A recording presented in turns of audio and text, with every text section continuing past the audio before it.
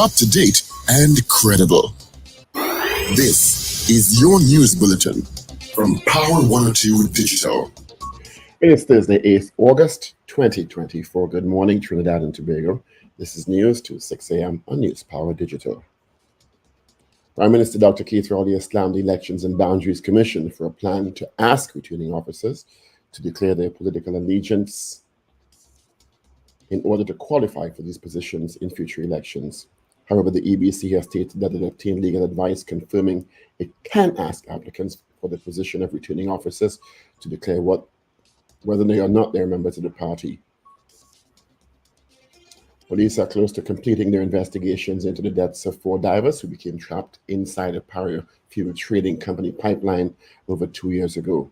Speaking with the media yesterday, Deputy Commissioner of Police Suzette Martin says the investigators met on Tuesday and will meet again later this week, depending on whether or not they receive documents they need to complete the investigation. Minister in the Ministry of National Security, Keith Scotland, SC, agrees with Chief Secretary Fali Augustine that the time for talking is over and radical and decisive action needed for crime in Tobago. Scotland plans to visit Tobago soon to monitor the island's crime plan's effect and strengthen its impact.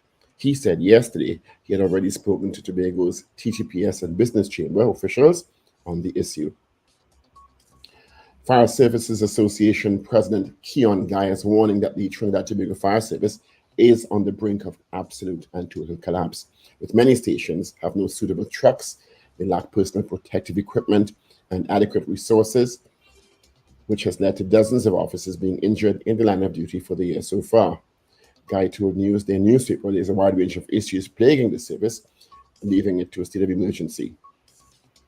For one, he said 9 of 23 stations around the country are without firefighting-capable tenders. A worker of the Aruma Bar Corporation was killed yesterday morning after a steamroller crushed his body in an incident at the Aruma Velodrome. At around 11 a.m., Curtin Best was doing work on equipment at the velodrome off Pro Queen Street when a mechanism which was holding up the steamroller failed. Best was hit by the roller and trapped. People in the area who heard cries responded. The machinery was removed and the police and emergency health service notified. Best died of his injuries while undergoing treatment. Officers from the Aruma police station as well as the Homicide Bureau responded and are investigating the incident. Today, Thursday, Olympic champion Keisha Walker will go into action of another medal throw in the javelin event. Tokobon Walker threw a spear of 83.02 meters to qualify for the final. At 2:25 p.m. TNT time, the event is scheduled to come off. Grenada's Anderson Peters is also in that finals. TNT sprinter Jerome Richards placed 4th in the men's 400 meters final at the Olympic Games in Paris Wednesday afternoon. Richards set a new national record of 43.78 seconds. Kirani James of Grenada came in 5th in a time of 43.87 seconds. The race was won by Quincy Hall of the US in 43.40 seconds, and Matthew Hudson Smith of Great Britain came in 2nd. Prime Minister Dr. Keith Rowley has congratulated Jerome Richards on the event and representing TNT well. Cyclist Nicholas Ball of TNT will not advance to the men's sprint at the Paris Olympic Games and will now focus on the men's Karen event. Paul was eliminated from the event in the first 8th stage, losing to Jack Carlin of Britain, and had to move into the repentant stage where he finished 3rd in Heat 1, but did not move into a medal place. Yata Obara, who got the better of Paul in a 32nd finals, was the winner of the event and secured a place in the quarterfinal. And that is news to 6 a.m. right here on News Power Digital. We'll have more news coming up at 7 a.m. Good morning.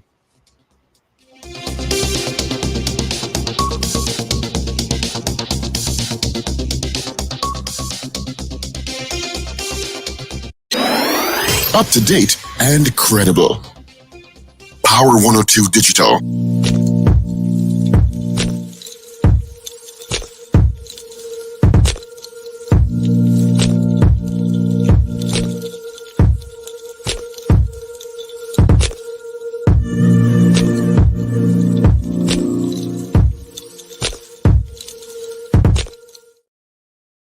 Thursday, 8824. That's it, the 8th day of August 2024. Thank you so much for joining us on Power 102 Digital. It is the Power Breakfast Show. Of course, it's the hours this morning. We just heard from Dr. Paul Richards. We'll hear from Richard Ragoobarsingh.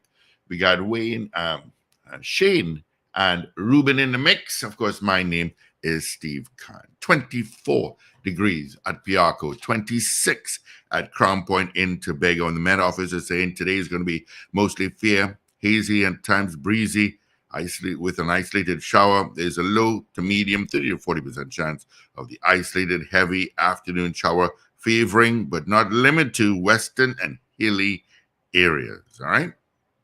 So there you go with your weather. Good morning to you, Pablo. Morning, Steve. Good morning, everyone. Morning, buddy. Your voice sounds as if you just woke up at 5:45. That's not so at all. 5:05? 5:29? Yep, that face says it. Yep, that's a 5:45 look. That is a 5:45 look.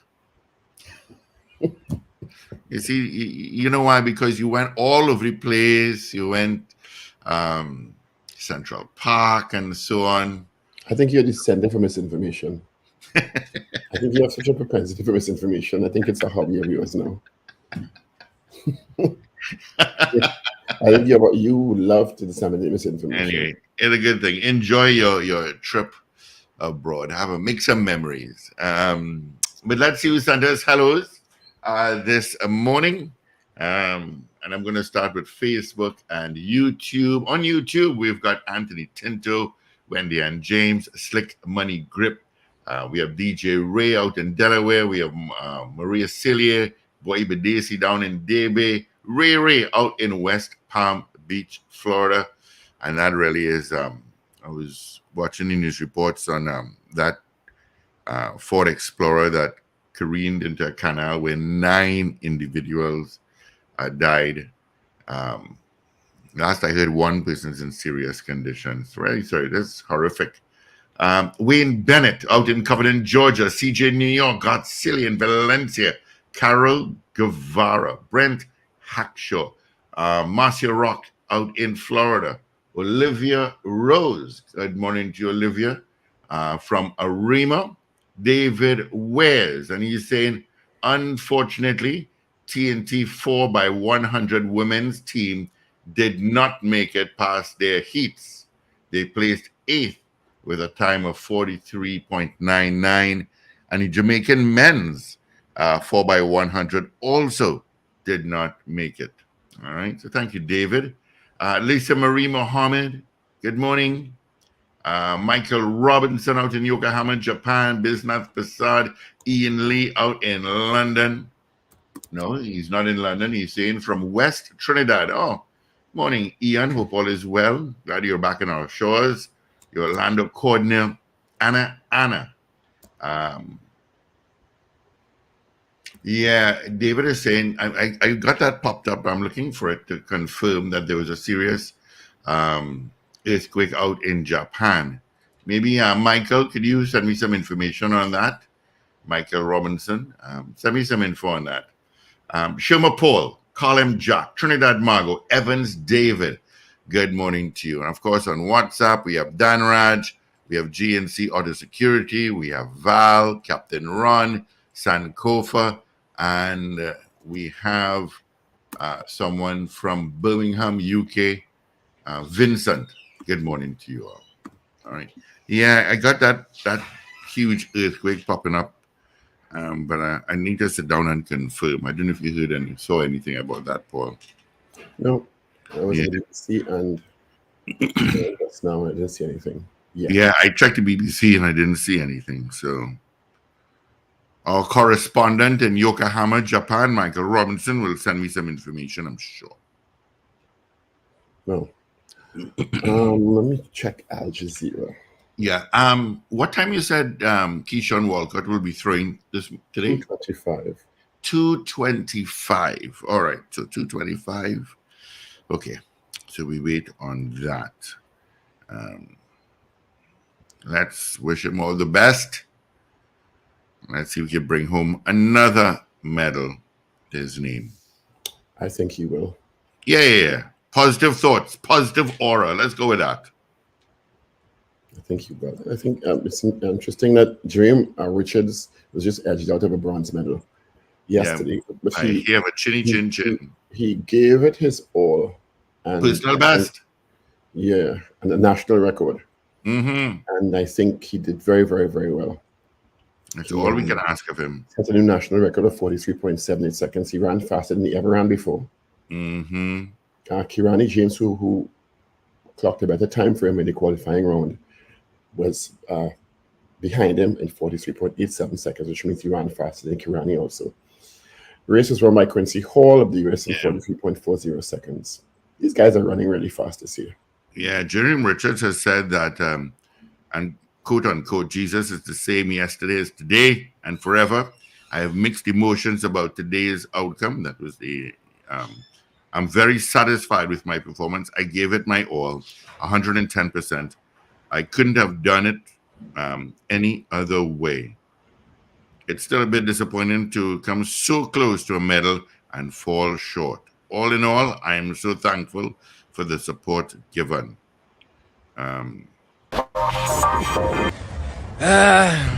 So y'all, I just want to start by saying thank you very much for everyone that supported. Oh, my credential? Alban, the credential. Yeah, thank you very much for everybody that supported, that prayed. I put all on the track today. I'm a little bit disappointed, but at the same time, it's a blessing from God. I was able to break a national record. In any other championship, this would have been either a winning time or a time that would have gotten a medal, and sadly it just fell short. But in good times and in bad times, to God be the glory.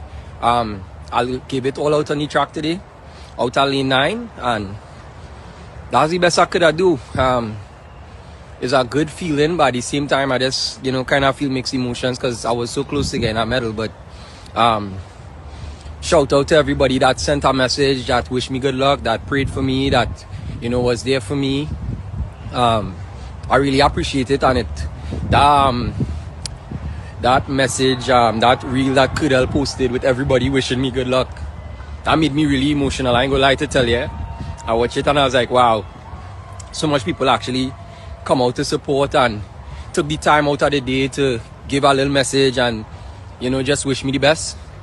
I'm thankful. I hope that this motivates people to, not just strive for your dreams and work hard, but to also be positive and support as positive as you could possibly support, because it made a difference for me today.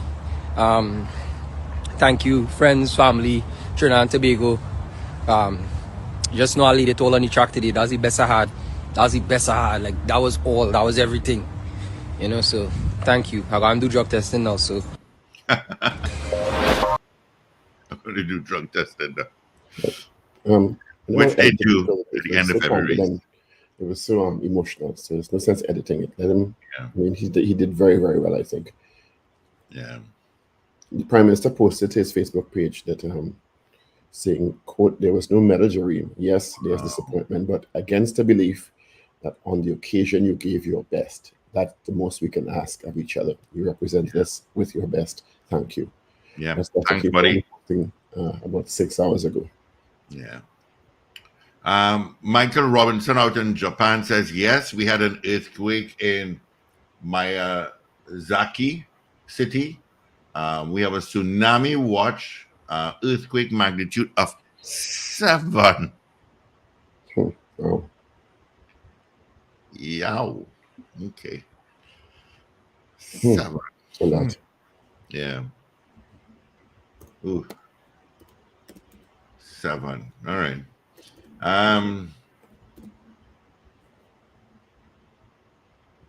Yeah. Yeah. Yeah. David weighs 7.1.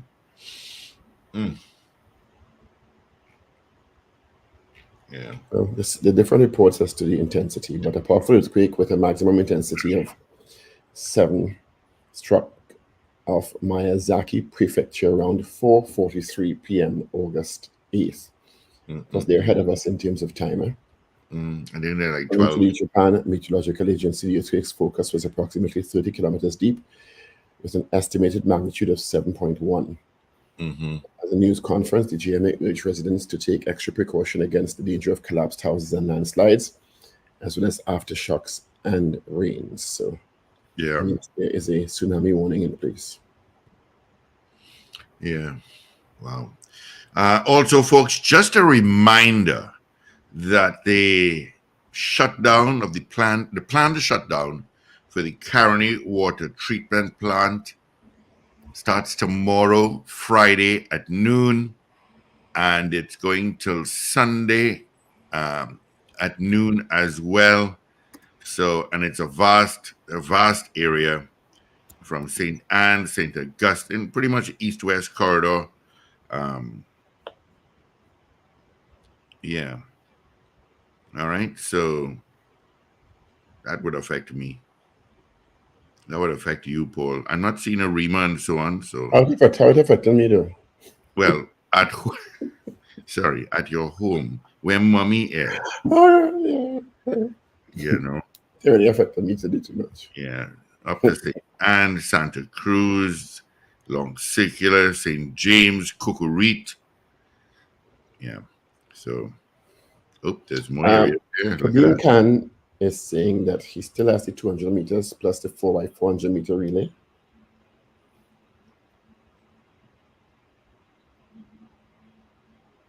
I don't know, so maybe. Yeah. Our other correspondent, David Wares, will inform us. Yeah. Yeah. All right. The drama continued to unfold yesterday following reports that the EBC sought legal advice and asked returning officers who wish to work at the upcoming election in 2025 to declare, according to reports, to declare their political allegiance. The Prime Minister came out slamming it yesterday, as we did, I saw that, saying that this was madness. I'm paraphrasing here, and that the returning officer should not comply. Well, I don't know that the Prime Minister has the authority. Right. So my question is, comply. So let's say I'm a returning officer. So I'm asked, do you support, which party do you support? And I say, well, I refrain from answering that question. What happens?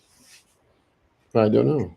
Yeah. Maybe, but because it was asked in the context of whether or not they will be employed to work as returning officers, I guess if it is true and accurate, they will not be chosen. But the Prime Minister said that this move may be illegal.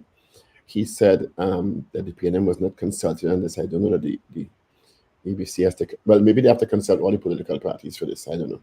Yeah, not one. He says the position of the EBC to question EBC staff about their vote is absolutely unacceptable. The vote in this country is secret, and no person in public employment must be forced to reveal how he or she voted or intended to vote.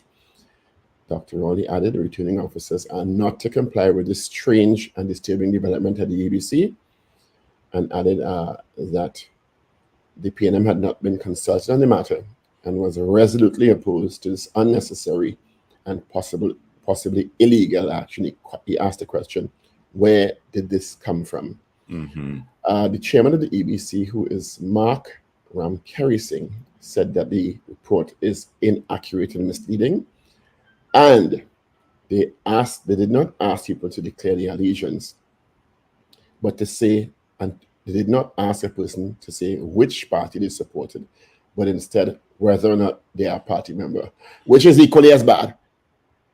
Yeah. What's the difference? So when they tell you they're a party member, what, they wouldn't get employed as a returning officer? What's the point of it? He's on very shaky ground here. Very shaky ground. So, okay, ask me for my party member. What is the context of that question? And so if I say yes, I'm a party member, what is the impact of that on my eligibility? Exactly. You know, people just open their mouth and strip and just jump out so often. And but amazing, he used taxpayers' money to seek senior counsel opinion that tell him that the questioning is in order. And what is going to come out of this now is there are going to be questions asked about where this is coming from. Is it that you, as the chairman, got information that a returning officer was of a particular political persuasion and did something out of the regulations and rules? Is that where this is coming from? Or did a particular returning officer in an election compromise the process in any way? Where's this coming from? Mm-hmm. What prompted this? And that's what's Exactly. going to be asked now. And when they ask this, and if the answer has enough gravitas to say yes, it prompted this, why wasn't the public made of this before? Did you really think about this carefully, Mr. Ragoobarsingh?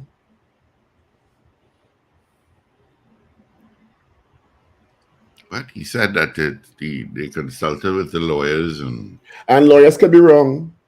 Yeah, all lawyers are not always right. Lawyers is not God. Senior counsel is not God. Yes. You forget how much senior counsels make pronouncements here. They go to Privy Council and lose.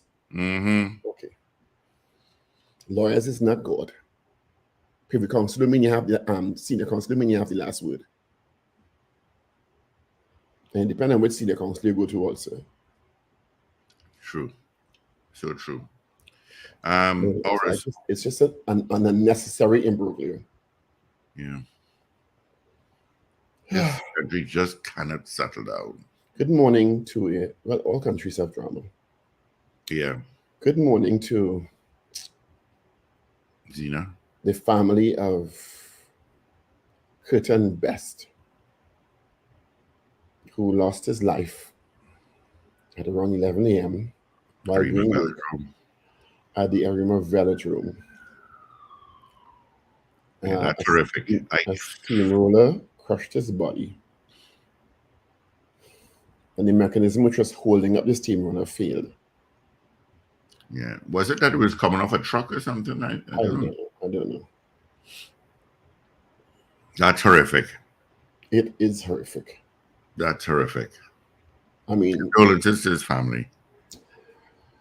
A steamroller is a very, very, very, very, very, very, very, very, very, very heavy piece of equipment. Even the mayor for Arima. Yeah, the mayor for Arima said he worked with him and he knows him well, and he was certainly a gentleman, a kind fellow, well known, and his colleagues also said the same thing. So police are investigating the matter. Yeah. Our correspondent, Mrs. Wares, said that the women's long jump will happen today at 2 p.m., men's javelin at 2:25, finals, that is. Men's 200 finals will be at 2:30. Women's 400 meter hurdles final will be at 3:25. Men's 110 meter hurdle final will be at 3:45. Yeah, and that's the finals for today. Women's 1500 meter semifinals will be at 1:35 today. When is the Olympic ending? I guess this weekend. Probably Friday or Saturday or Sunday. Yeah.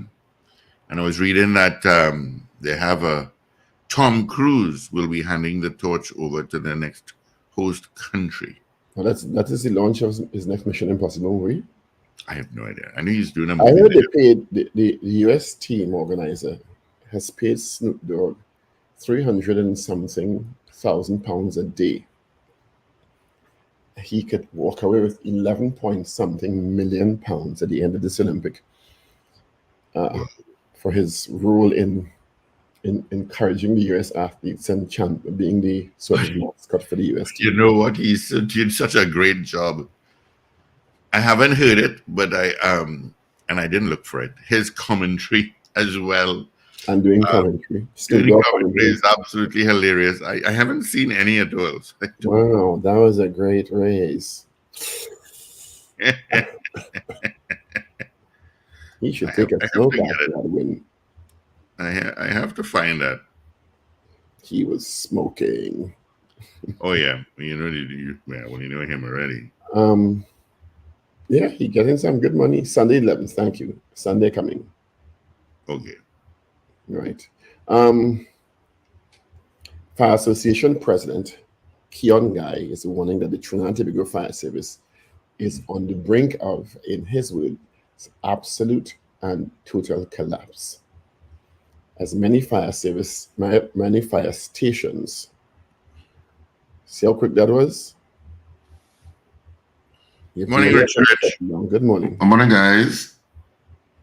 And morning to our listeners and viewers, wherever you are.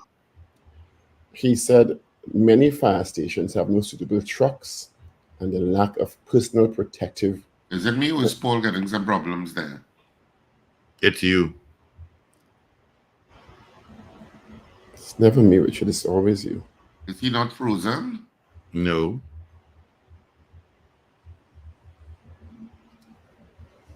You know, come on, you set to upset the whole thing. Yeah, complaining. You now reach with your bad internet in your high-tech borrow. With your free Wi-Fi. Your smart city of Arima. In your smart city of Arima that you have promised years ago. And you're giving trouble already and asking if it's my issue. Richard. Rock so. Anyway. He said there's a wide range of issues plaguing the fire service, leaving it in a state of emergency. He said 9 of 23 stations around the country are without capable firefighting tenders. 6 in the Northern Division alone, including Chaguaramas, Four Roads, Belmont, Woodbrook, Mova, and Santa Cruz Fire Station. This is not the first time we're hearing this, sir. Oh, no. And also there are issues with the PPE and other equipment that have caused, because of their inadequacies, I think I have to injuries Steve, to I think I have to officers. Exit and come back in because I'm not hearing Paul at all. All right, no problem. See you in a bit there, Richie Rich. Sure. Hi, Yeah. Smart City, Arima. Yeah, that's a smart. He lives in a smart city. You know, we've heard about the problems facing the fire services for a while. Anyway, now that Keith Scotland, SC, is a part of the Ministry of National Security and has responsibility for the police, I think immigration and customs, white-collar crime, the other minister, the substantive minister, may have a little more time to focus on to deal with other issues. Lifeguards and other issues. Maybe that is what will happen in the future. Are you hearing me better now, sir? Oh yeah, now it's normal. Yeah, but I was saying because of your smart city, you're having these problems. Oh, you're living in a smart city and coming from a smart, and then he freeze again. Watch. No, that's how he know it. He's and not then he frozen. freeze again, coming from the smart city of a reason. It was unclear. I wonder if it's something on my side. It's something with your city, your smart city. Yeah. Thanks for putting me in the know. And that village, Valeriba. So that with your very energetic, astute mayor, it's all going to be solved soon.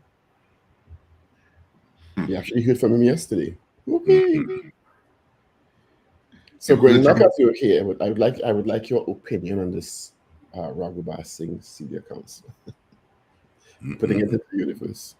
Here we go. The Prime Minister has now jumped into the fray regarding the alleged information coming out of the Elections and Boundaries Commission, which we found was very strange yesterday. When using the word strange as a kind word, I actually found this absolute tatter, where the EBC stated it obtained legal advice confirming if it could ask applicants for the position of returning officers to declare whether or not they were members of a political party. Now, Mr. Mark Ramkerry-Singh, who is the chairman of the EBC, has come out and said the reports are inaccurate and misleading, and that they didn't ask people for their political allegiance. However, they did ask people whether or not they're a member of a political party. What is the difference? Mr. Ramkerry-Singh, what's the difference? So I say I'm a member of a political party. What impact is that going to have on my eligibility for becoming a returning officer? Why are you asking the question? And what prompted the question in the first place? Is it that there was an information brought to you as the chairman that someone allegedly of a particular political persuasion compromised a process before? So you're trying to fix that? What are you trying to fix here? Yeah. What are you trying to fix? What is the ill that you're trying to fix? Yeah. You can't just make a statement like that and don't think it's not gonna have serious repercussions. 25 degrees Celsius with partly sunny skies. And I agree with you, Richard, when I sent it to you yesterday. With a high of 32 degrees and a low of 24 degrees. There's your keys, Steve. No, that's the weather coming through Alexa for some reason. I don't know why. But yeah, I don't know what you're right. What is the reason for bringing it up in the first place? Why is it becoming an issue? And in terms if it's an issue serious enough for you to seek senior counsel in opinion, because that ain't come for free, right? Not so taxpayers pay for that. Mm-hmm. If it is such an important issue to you as the chairman that you think you had to seek senior counsel advice on whether or not it was a legal move to ask that question of potential returning officers, why hasn't it been brought to the public attention that something happened that caused you concern at that level? What happened, Mr. Ramkiri? Well, I agree with you, though, because the Prime Minister in his Facebook post said, told returning officers not to comply. And I don't know that the Prime Minister had that. Maybe he had the authority, do you think? But the Prime Minister has... well, as a citizen, he can say not to... He has agency. He has agency over his... to express an opinion. You know what's going to come to that? The Prime Minister is interfering into the independent EBC operations. There's a constitutional line drawn. There's a line. So indicating to returning officers not to comply, it sounds like an order. It sounds like an order. That's why I ask if he has that authority. And so therefore, you just have to look at, like, can I tell returning officers not to comply? Or am I just from some sort of emotional / intellectual perspective saying returning officers should not comply, and vis-a-vis returning officers do not comply to officers of an independent agency are two issues. So it's just you just have to be careful in terms of the constitutional lines that are drawn in terms of the independence of commission. And Dr. Rowley also indicated it may be illegal to ask that. Remember, I said this, if it was true yesterday, this is going to go to court. Yeah, that was your opening salvo. This is court, and lawyers going to make money. That's what I think. This is a court, and lawyers going to make once in the money over something that is, to me, a no-brainer. Why are you asking people that their business? Yeah. What gives you the right? And if that is so, it sets a precedent, a dangerous, to me, precedent. You could ask people if they're a member of a political party and ask people who they're voting for. Well, he discounted that. You know?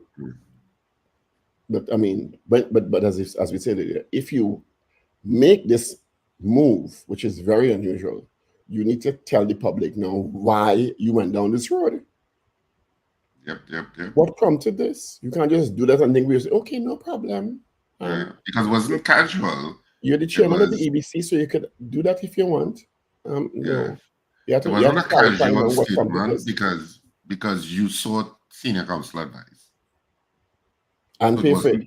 Yeah. So it wasn't a casual passing statement. It was very intentional, and because you said, see, you brought senior counsel into it, and senior counsel gave you advice that said that you could ask. And that maybe you asked, and that you intended to ask. Anyway. Well, you intend to. Or you intend to ask. Tobago is in the news again.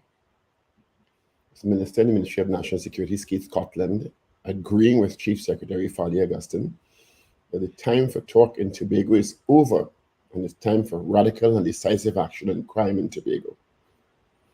He says he's going to Tobago, and at present he's familiarizing himself with the latest crime plan coming out of the National Security Council meeting in Tobago in July. I think that was hosted by the Prime Minister, if I'm not mistaken, right? He assured Tobagonians relief and results are on the horizon. You see, you make them statements.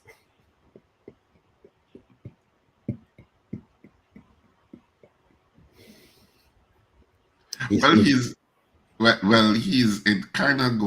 kind of echoing the lead of the TDPS, because the TDPS categorically said that they are going to deal with the situation. They are dismantling gangs in Tobago, or gang activity in Tobago, and for Tobagonians to be patient, but the crime situation will be brought under control.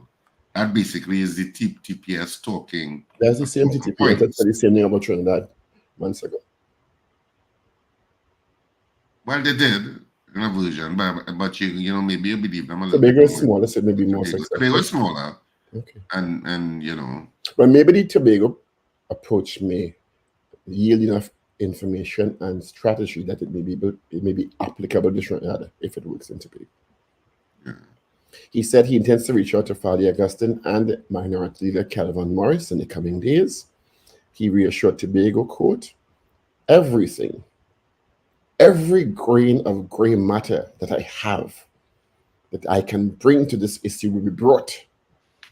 I have been in contact with the officers and I will do so again. There is no honeymoon when I come to Tobago. It's the same for Trinidad. I will meet with the people as well. I will be there. You pay money and never throw them. I sound like Your borderline being facetious, but who is saying this? Is it this the Minister of Policing, or is that this is the Minister of Policing? How dare you? How dare you? Retract that statement, please. No, I'm asking. Who is it? It is the Minister in the Minister of National Security. I don't know that there's a Minister of Policing. Sir. Yeah, just you knew I meant though. Minister of Policing. He's the Minister of Customs and Excise too. He's the Minister of Immigration. He's the Minister of White Collar Crime too then. And Immigration. And Immigration. It's quite a lot of, and I think he has a lot on his plate. So, you know, when you ask him the question, it was a good question because there's always I give him trouble. Like Brian Manning, yes, I was given trouble. Because I ask him the questions, I give him trouble. When you ask him the question, I think it's a valid question because it has been a conversation. When national security is an umbrella for several organizations, among the most prominent, if not the most prominent in our context, is the TT Police Service. Am I on track here? Mm-hmm. When you asked him, Minister Scotland SC on Monday, if because of the wide range of responsibilities the Prime Minister has bestowed upon him, if it meant a demotion for the substantive minister, and he said no. That's a valid question. That's a conversation that has been in the ethos. And of course, he's not going to say yes. You understand? But so then what is left for the other minister to do, what the substantive minister to do? I guess Border, Coast Guard, TT Defense Force, fire services, lifeguards. When Minister Scotland has police, customs and excise, and white collar crime, which are the ones providing the most challenge to law enforcement and national security? But he has immigration too, not so? And immigration. Yeah. Customs and excise is a Ministry of Finance function, isn't it? Yeah, but there's a national security component. Yeah, because the illegal guns have been said to become the illegal guns and drugs are coming through primarily legal ports. And that's been declared by the Prime Minister and several other people. So it is part of, while it is officially under the Ministry of Finance, it is a national security. And that's why the US and the UK, I think, have put customs and border control under national security. Because the primary issue is national security, and the finance thing will take care of itself anyway. Yeah. You know? Anyway, later on this morning, our guest is... Are you waiting on me? Senator Wade Mark. All right, so he'll join us at 7:15 this morning. Yeah, he called me at 4:30 this morning. What this morning? 4:30. 4:30, he called me. He said, sorry to wake you up. I said, nah, you're up a long time. I finished my coffee. Thank you, Corey Gilst. I keep making that mistake. TNT Defense Force comprises Regiment and Coast Guard and Air Guard and TNT Defense Force Reserves. I'm always making that mistake. I apologize. Yeah. Okay. All right. Well, let's open up the lines a little bit. You know the numbers 222-8255, 866-525-1099. We do have some calls coming in already. So good morning to you, caller. Good morning, Steve. Morning, sweet bread. Good morning, Dr. Paul, and good morning to Richard. Good morning. Bread and sweet bread, so. Good morning. And I want to congratulate Jerome first. Jerome Richard, you did a wonderful job. You did it all. You gave your last power, a little breath, you know. And disappointment, yes, but we still love you because we saw how you tried and tried and tried. And then in your post-race, you know, your comments and you know how you talk to the people, that's what people like to see. Not like other people who like to feel them as something else. You know what I mean? So what are you speaking about? You're train shading and just leave us in the dark there? What are you talking about? Michelle Yahi. What's wrong with what she said? I didn't think she said anything inaccurate. She was not that inaccurate. How you saw just like how Jerome had his video. I mean her video, what she put out as well. She was just hating on the haters. So she said, hating on the haters. I mean, people don't really hate nothing. We love the sport, we love you. Because if she had won or she had reached the final, everybody would love her. But she feels that is the way. But forget her. I talk about Jerome now, yes? Because Jerome, you did a wonderful job. I hope he will be around. I'm not sure how old he is, if he'll be around for the next Olympics.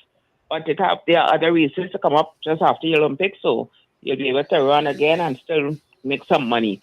You know, so disappointment, yes, but a little bit again. Yeah, there's just like the other guy from Grenada, Karani James.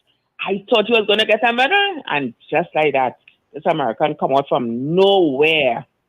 Oh my gosh! But anyway, congratulations, all the same. You did your best. And final point, that EBC story, that chairman of the EBC. You think, I mean, he entitled here conflict and brouhaha in the country to bring up a next one, and still he's saying in newspapers did not report it correctly. Well, then he's supposed to come out in the open and say what did really he said.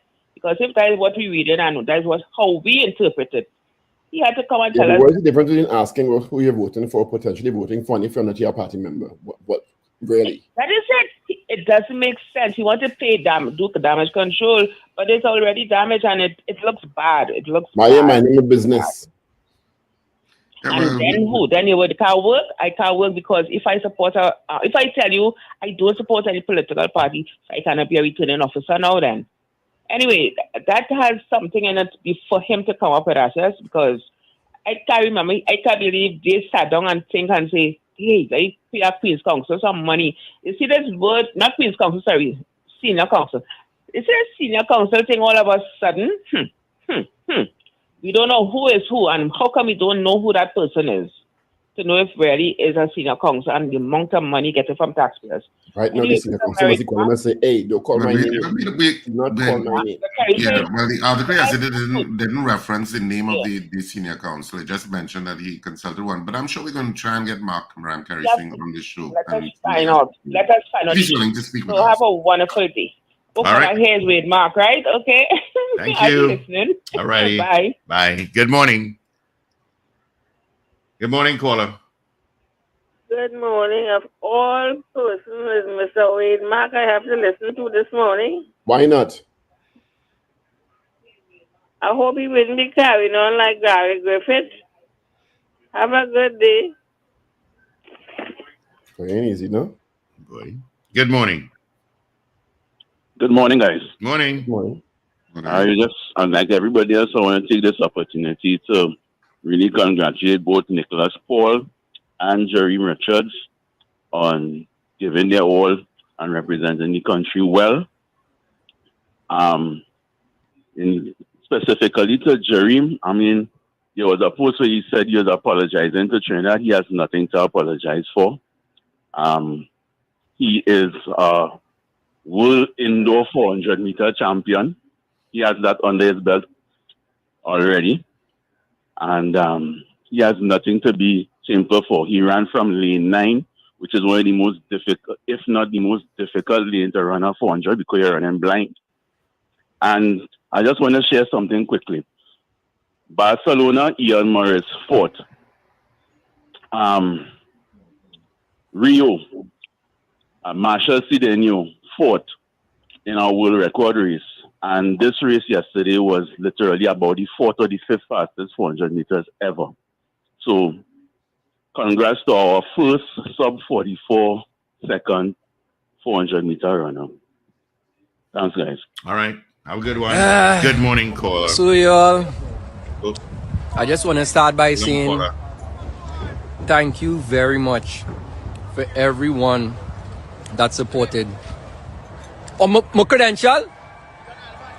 Alban, we credential. Yeah, thank you very much for everybody that supported, that prayed. I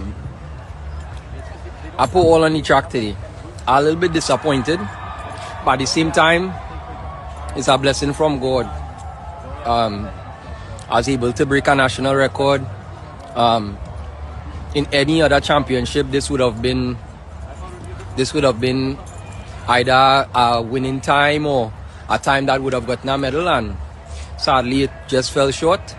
But in good times and in bad times, to God be the glory.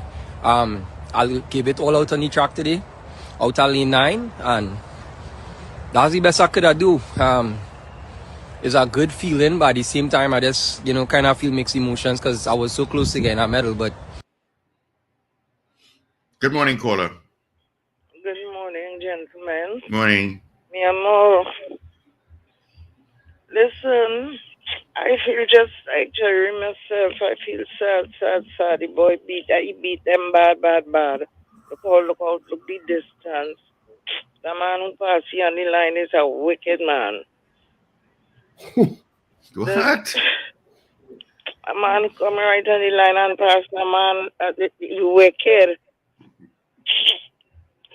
I'd be balling all now. Listen to me. You Paul made mention of earlier. You talk about something about when the Prime Minister, if he has the power to tell the returning officers not to listen to that. Who hire him and who tell the president to appoint him as the board and fire the whole board? Well, you have to wait for the information first, Zina. Don't fire people just so. Well, there's a question. I was wondering if the Prime Minister have the right. So I want to know who does pick them and let the president appoint them for boards. Thank you, Zina. More information you need again. May they could come out on the press. I like the Prime Minister. I was investigating that story myself. He would have get fired up all this morning. So you would have fired him already. Pardon me? You would have fired him already. Long time. Yeah. But you don't make joke, Once you do perform, you fire people, No, it has certain things I don't make joke with. I'm taking that. All right. To the police. Thank you. Ragoobarsingh, you have papers? Yes, I do. Would you care to share them with us, please, the front pages? Oh, okay. I thought you were taking more calls. Steve looked like he was. No, we on time. Okay, cool. So, all right. So I will start with the Trinidad and Tobago Guardian for this morning, and of course, today is Thursday, August 8th, 2024, and the headline: EBC angers PM Rowley. That's the headline that the Guardian went with. Slams plan to ask political affiliation of returning officers.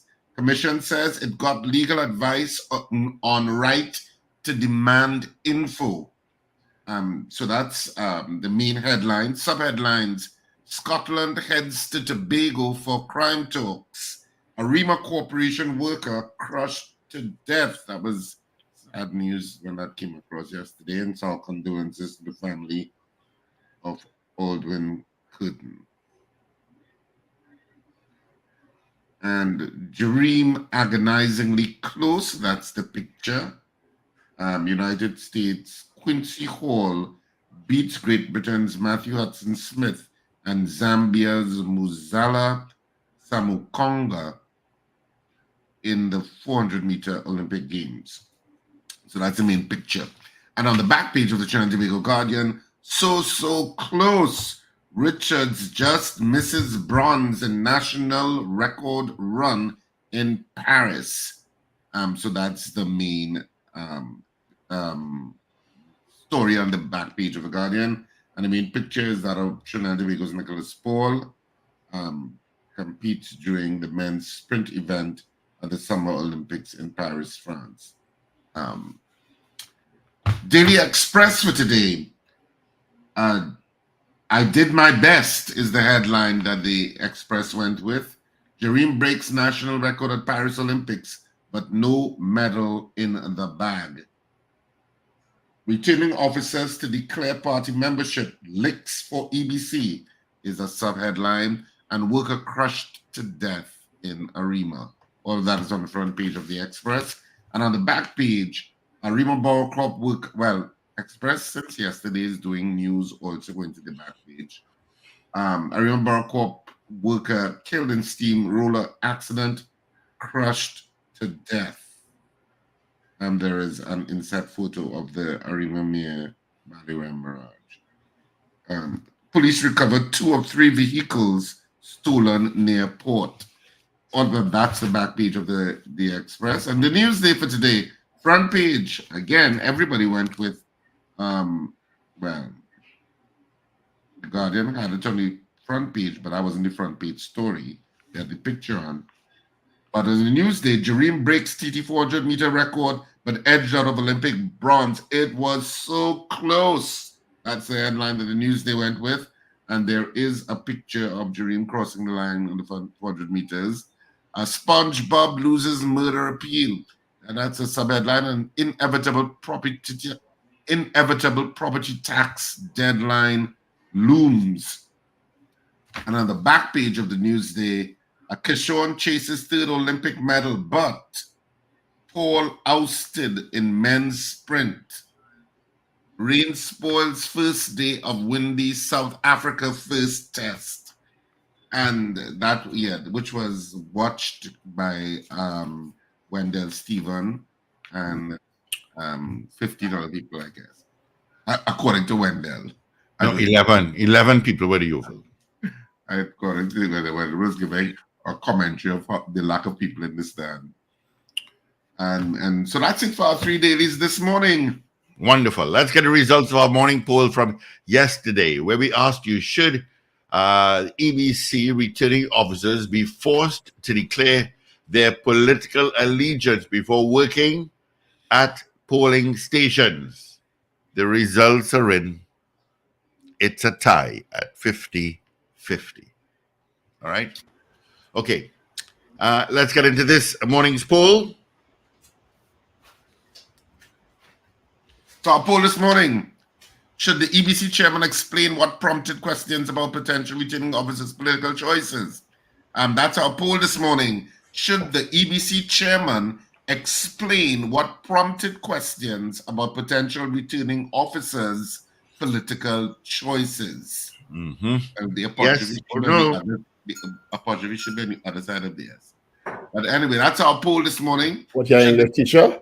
Should the EBC chairman explain what prompted questions about potential returning officers' political choices?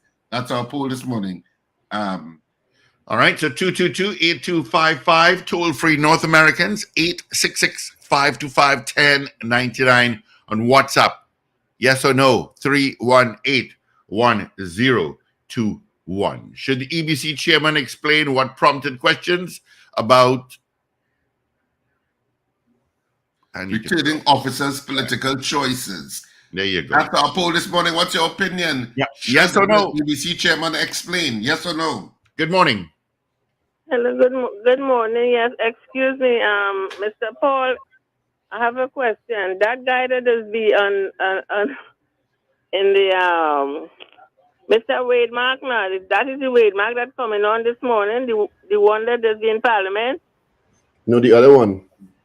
Oh, okay. I thought it was that one. So No, the other one. The other one. forgive me for that. I like this other one. I thought it was the next one. All right. No. Well, let's go to this one. Oh. I'm so confused, but let's go with the flow.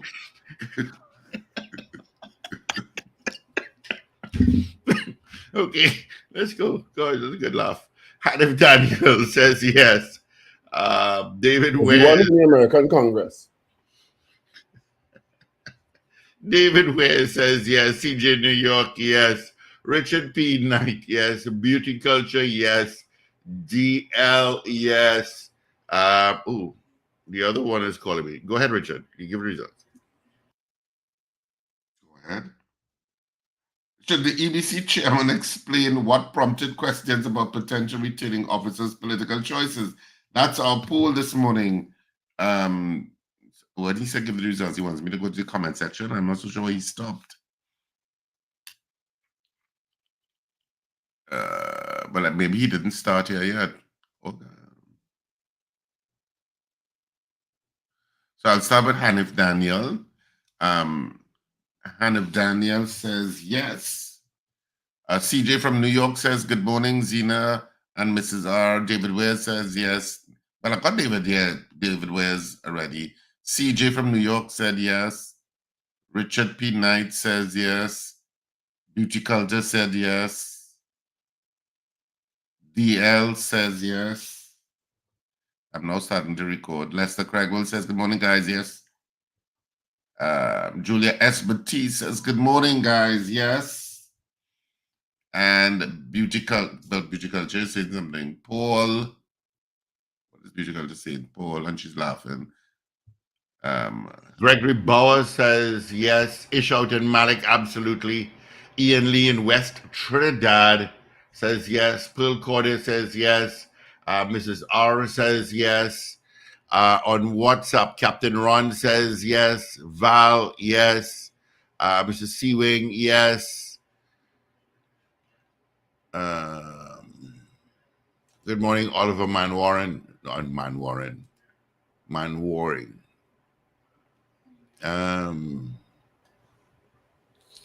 What are you saying here? I bought a really good book, Richard. I think I should have bought one for you. Michael Robinson in Yokohama, Japan, yes. What book is that, Paul? The title is, it's an international bestseller. The title is Surrounded by Idiots, The 4 Types of Human Behavior, How to Understand Those Who Cannot Be Understood, by Thomas Erickson. I saw it and I couldn't resist it. Anderson Matthews, yes. Good morning, caller. Paul tired this morning. What happened to you, Paul, Richard, and you so pushy, you blast out a ball one time? We doing the polls, yes. Zena. All right. Let me hear the poll again. Richard. Should the EBC chairman explain what prompted questions about potential returning officers' political choices? Listen, I don't even want to hear that. Yes. Thank you. Good morning. Good morning. One more time. Good morning. Hello. Yes. New Jersey, no. All right, Jersey. Thank you. We can see if we could get Mark Ramkerising on. I mean, I'm sure he probably watches the show every morning. As if he's willing. Carol Guevara says yes. Vianney Warwood says yes. CPT Singh says yes. All right, you have a couple of seconds. Evie is walking in right now. Let's see. WhatsApp. Mouse stuff. Later on this morning, Marsha Walker will be dealing with homeschooling. Okay. All right, let's get into our 7 o'clock major news. Evie Sinhill Bab is in.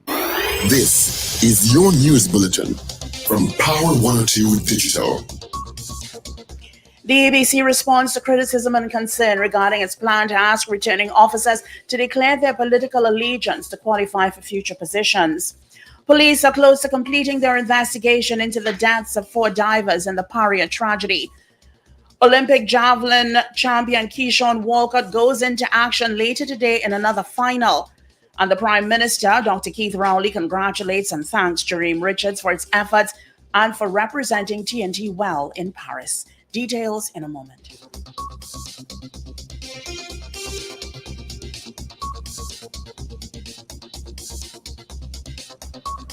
This is news to 7 o'clock on Power 102 Digital. I'm Avril Sintel Bab. Good morning. The EBC has responded to criticism and concern regarding its plan to ask returning officers to declare their political allegiance in order to qualify for these positions in future elections. Prime Minister Dr. Keith Rowley heavily criticized the Elections and Boundaries Commission yesterday following its decision. However, the EBC has stated that it obtained legal advice confirming it can ask applicants for the position of returning officers to declare whether they are members of a political party. Dr. Rowley and leaders of other political parties slammed statements by EBC Chairman Mark Ragoobarsingh that returning officers will be asked to declare their party allegiance and membership before working in polling stations.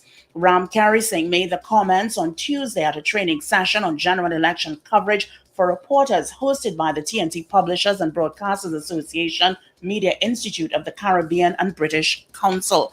Both People's National Movement and heads of opposition entities were on the same page. Taking to his Facebook page, Dr. Rowley said the position of the EBC to question EBC staff about their vote is absolutely unacceptable. The vote in this country is secret, and no person in public employment must be forced to reveal how he or she voted or intends to vote. He added that returning officers are not to comply with this strange and disturbing development at the EBC. However, in a statement yesterday evening, the EBC issued a statement clarifying Ragoobarsingh's statement and its position. It said, quote, the commission would like to clarify that recent media reports suggesting that the EBC is asking returning officers to declare their political allegiance are misleading and inaccurate, end quote. In the face of objections to any move for returning officers to declare their political allegiance, the Elections and Boundaries Commission yesterday said it was not asking persons to say which party they supported, but instead whether they are a party member.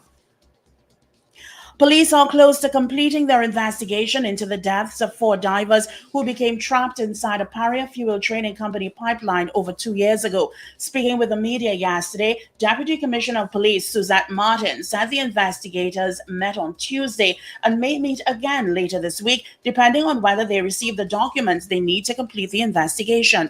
She added that the officers have been receiving advice from a police legal officer throughout their probe. Martin was reluctant to say how soon the investigation would be completed.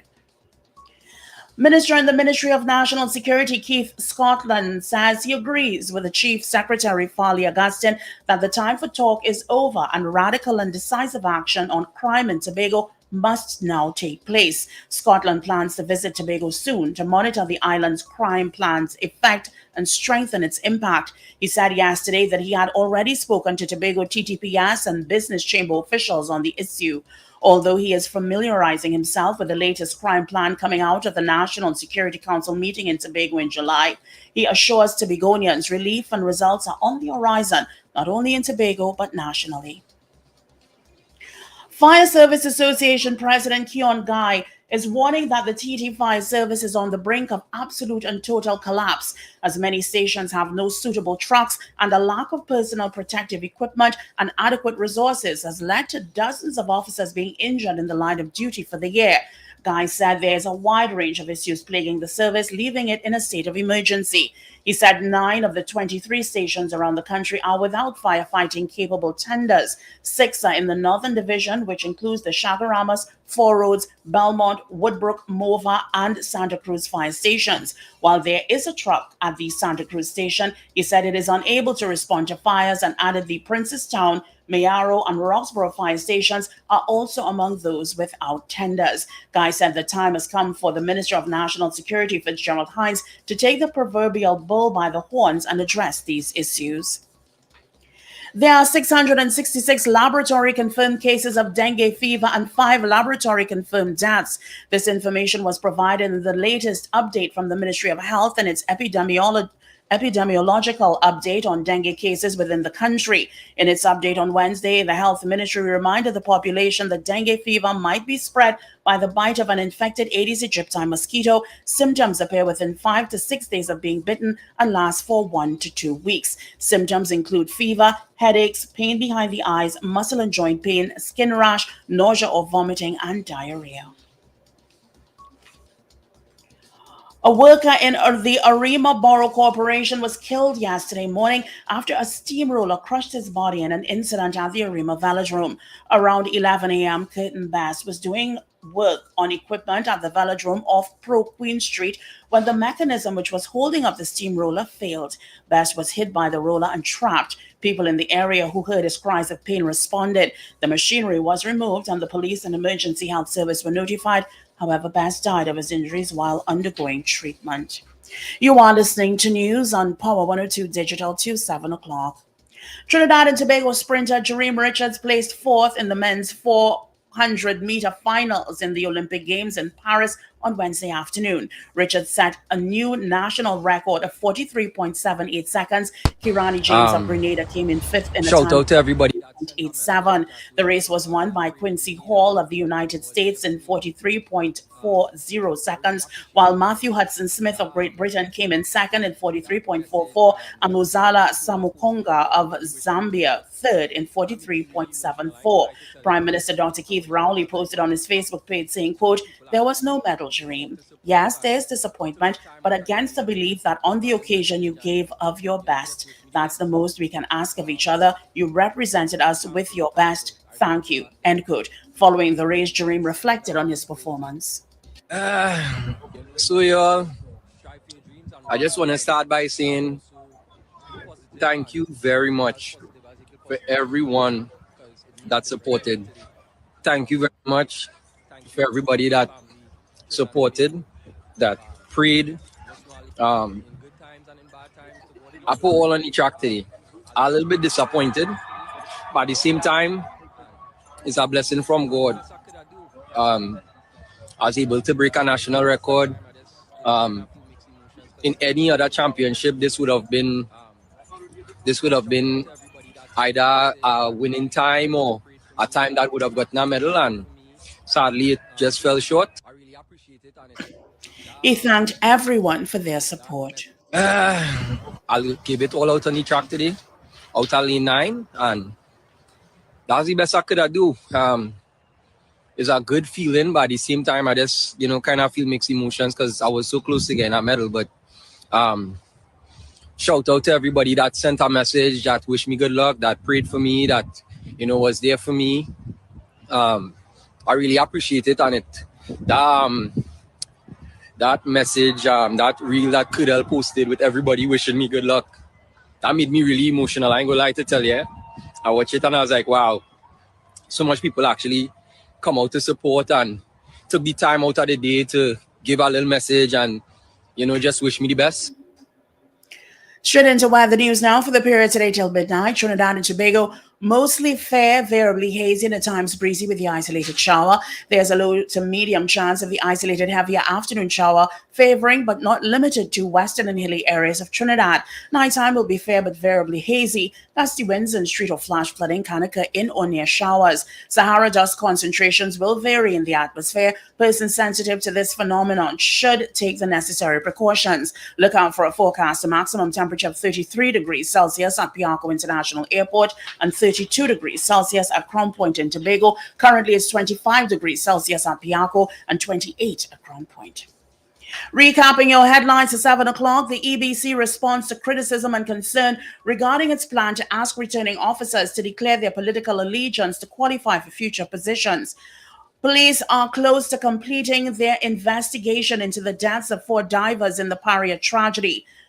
Olympic javelin champion Keyshawn Walcott goes into action in another final later today, and the Prime Minister, Dr. Keith Rowley, congratulates and thanks Jereme Richards for its efforts and representing TNT well in Paris.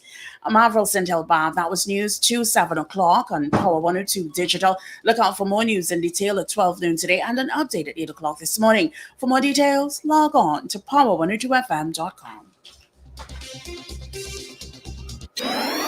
Up to date and credible.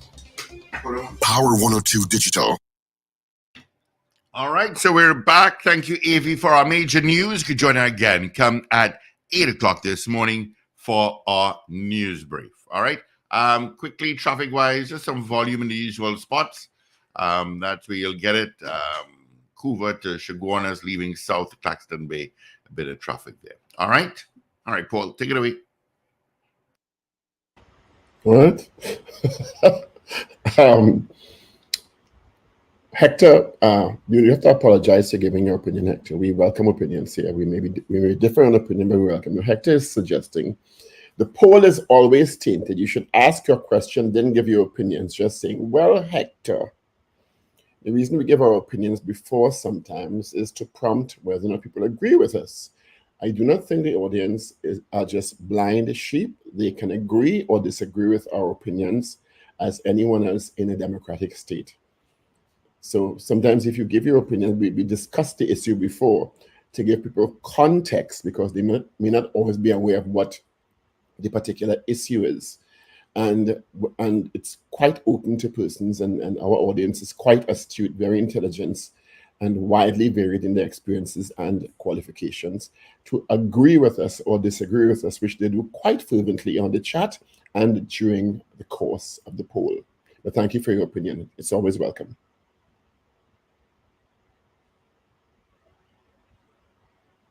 That's why we have a democracy. Any additional votes, or that's it?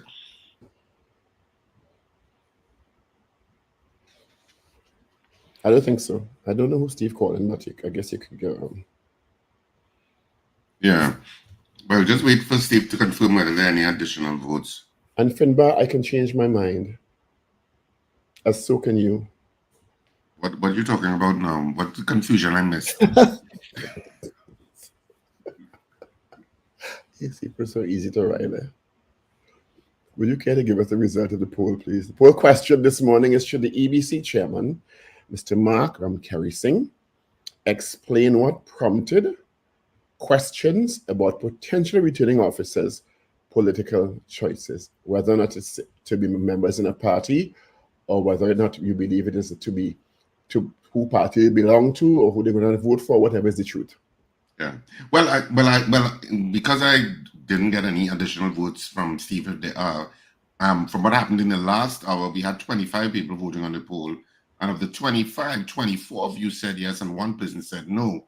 Of course, you can't continue to vote on this poll throughout the day and through our programming and be the final results tomorrow, Friday, because the weekend begins tonight, people, at the second after midnight. And just reminding you, it's an exciting weekend because theater is on this weekend at SAPA, San Fernando. We coming down.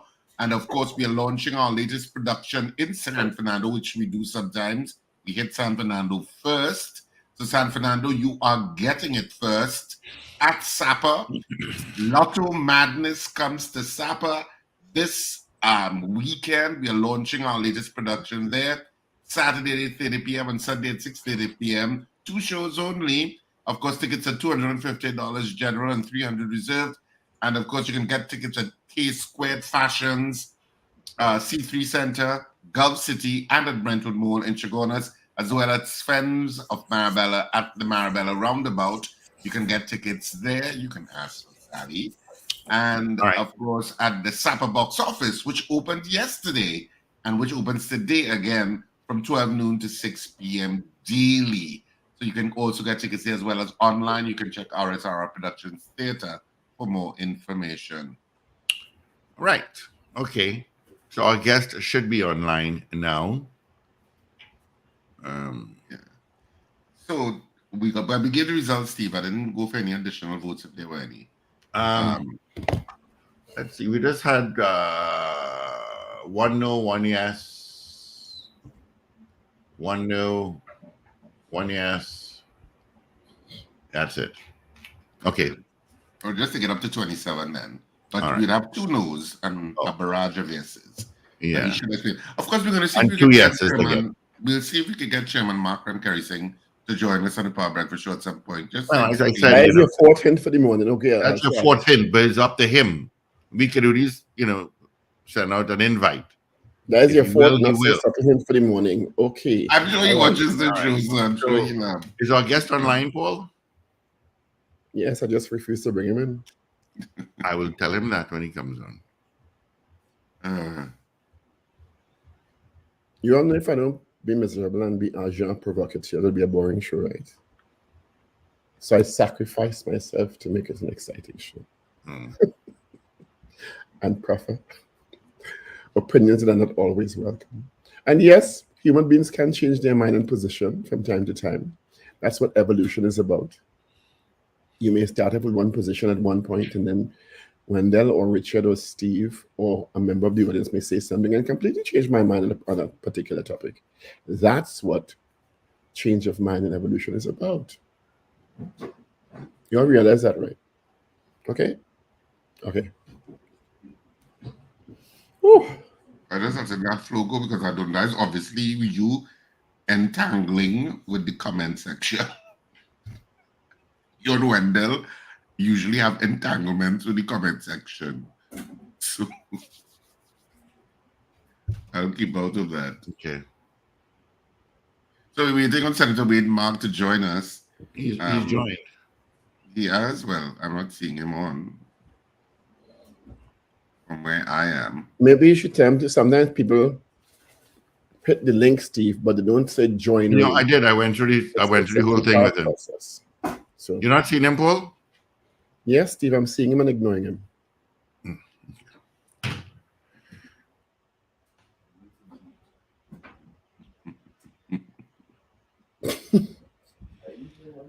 Or you should write a book. No, I'm seeing him and ignoring him because I say you should write a book.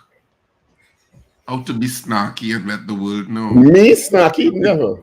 I don't have a sarcastic bone in my body. Except the one I share with Zena. Or the power of snarkiness. The power of sarcasm. No, sarcasm too nice a word. Senator Mark is not in the feed yet, Mr. Snarkiness is nicer. Why are you all getting on so? Wade Mark has the right to have an opinion. You can disagree with it. Are they objecting to Wade Mark joining? I'm not Why don't we take some of the time Wade Mark as the guest this morning? Because we know. You know, leave my senatorial colleague alone. I think he upset plenty earlier this morning. So, well, I might as well talk about Lotto Madness. It's I on. think so. Who won the $30 million Lotto ticket would be is the subject of that play. Who won that $30 million Lotto ticket? But it's one of the central themes of the play. But one of the central themes is also about how, greed can maybe change people. And CBN sponsor yet? And the pursuit, no, they haven't responded yet. NLCB. They have not responded missing yet. a wonderful opportunity for marketing here. And interestingly enough, all of the games are mentioned in this play, from Cashpot, Playway Marks, all of those things are mentioned in the play, because one of the characters is an avid player of all of the NLCB games. So they should sponsor, really. It's a great promo. But yes, we're getting it together. It's hilarious. But I don't want to go any secrets. Because I have all sorts of twists and turns in the play that I cannot Richard. talk about it. But Deborah Buku Mason is on stage. Leslie Ann Levine, Zomari Tanka, Corinne Brown, Andrew Friday, Penelope Spencer is on stage this weekend in the play, and of course myself. I keep begging you for a cameo. So it's two men and a battery of women. You could write in a snacky character and I'll happily accede. The two men. I'm looking for an exciting set design. I know the set design is hard at work. And of course, that's Ricardo Samuel. It's a play that I wrote called Lotto Madness. So we'll see how it all goes on this weekend. We will so looking forward to it. I think rehearsals have just been going so late. I mean, we finished this for the entire week. It's either close to midnight or like yesterday. Well, last night was close to midnight. No, last night was after midnight. We finished. By the time I get home, it's basically I get home. You know how young you are. You got home around 1, and that was it. I was so tired. Because you're coming from. You know how young you are. You know, it's difficult. Yeah, well, it's tiring because you start rehearsals at 4. You're in rehearsals from 4 and you're going till 12. It's like a full day of work. But when you love what you do, the time just passes. But yeah. So we are ready, San Fernando. We are on this weekend at Sapa Lotto Madness. Who won the $30 million? Did anybody not even log on yet? And the kind of generation of chat in the chat upon the mention of his name as a guest. So we're on at Sapa this weekend. Get your tickets early.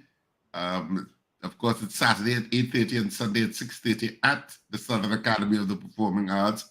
We always love to perform there. Well, it's always lovely going down south. It's always, a wonderful experience. And Southerners really do come out. And I'm sure for you, thespians, because you work so consistently in different environments, kind of stimulate different emotions and skill sets from you on stage, because every different environment, I'm sure, demands a different part of your experience and skill set. Yeah. And it really depends on the part. And this part has some standard levels to some of the characters. So is it as physically demanding as your last role? Because your last role was very different. Demanding. No, different, completely different. I play a completely different character. You're so chameleon-like. Yeah. I think you're perfect to be a different character. I think somebody should put you in there. All right. He said he did click on Enter Studio, but nothing is happening. We did it a couple of times and same thing. So I'm going to call him. Should we try the telephone? Yeah, I'm going to do that right now.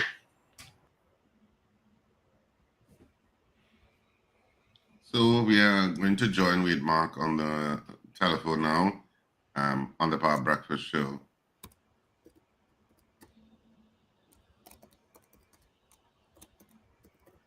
Yeah, I don't know what would have been Mark, I should say. What would prevent him from getting him? I don't know. Sometimes I guess sometimes it's as simple as being an Explorer versus Chrome. Chrome works better on this system. Right, but you can still use Explorer or any of the others, but Chrome actually works best with the system. So sometimes it's just as simple as that. Or a bad internet connection or a bad computer. A computer with some challenges. Most people get through seamlessly. Yeah. Senator Wade Mark, good morning. Hi, good morning. Good morning to you and to all your colleagues in the studio. Good morning, Senator Mark. How are you this morning? Yeah, my friend, man. I am fine. What about you? I am giving God thanks and praise. Richard Ragoobarsingh is also here. Good morning, Senator. Good morning, Senator Mark. Earlier on, just the mention of your name coming on this morning elicited huge responses on the chats. They so love you. They couldn't wait to hear you this morning. I could well imagine. I can well imagine. Yes. Senator Mark, let's start with our poll question this morning.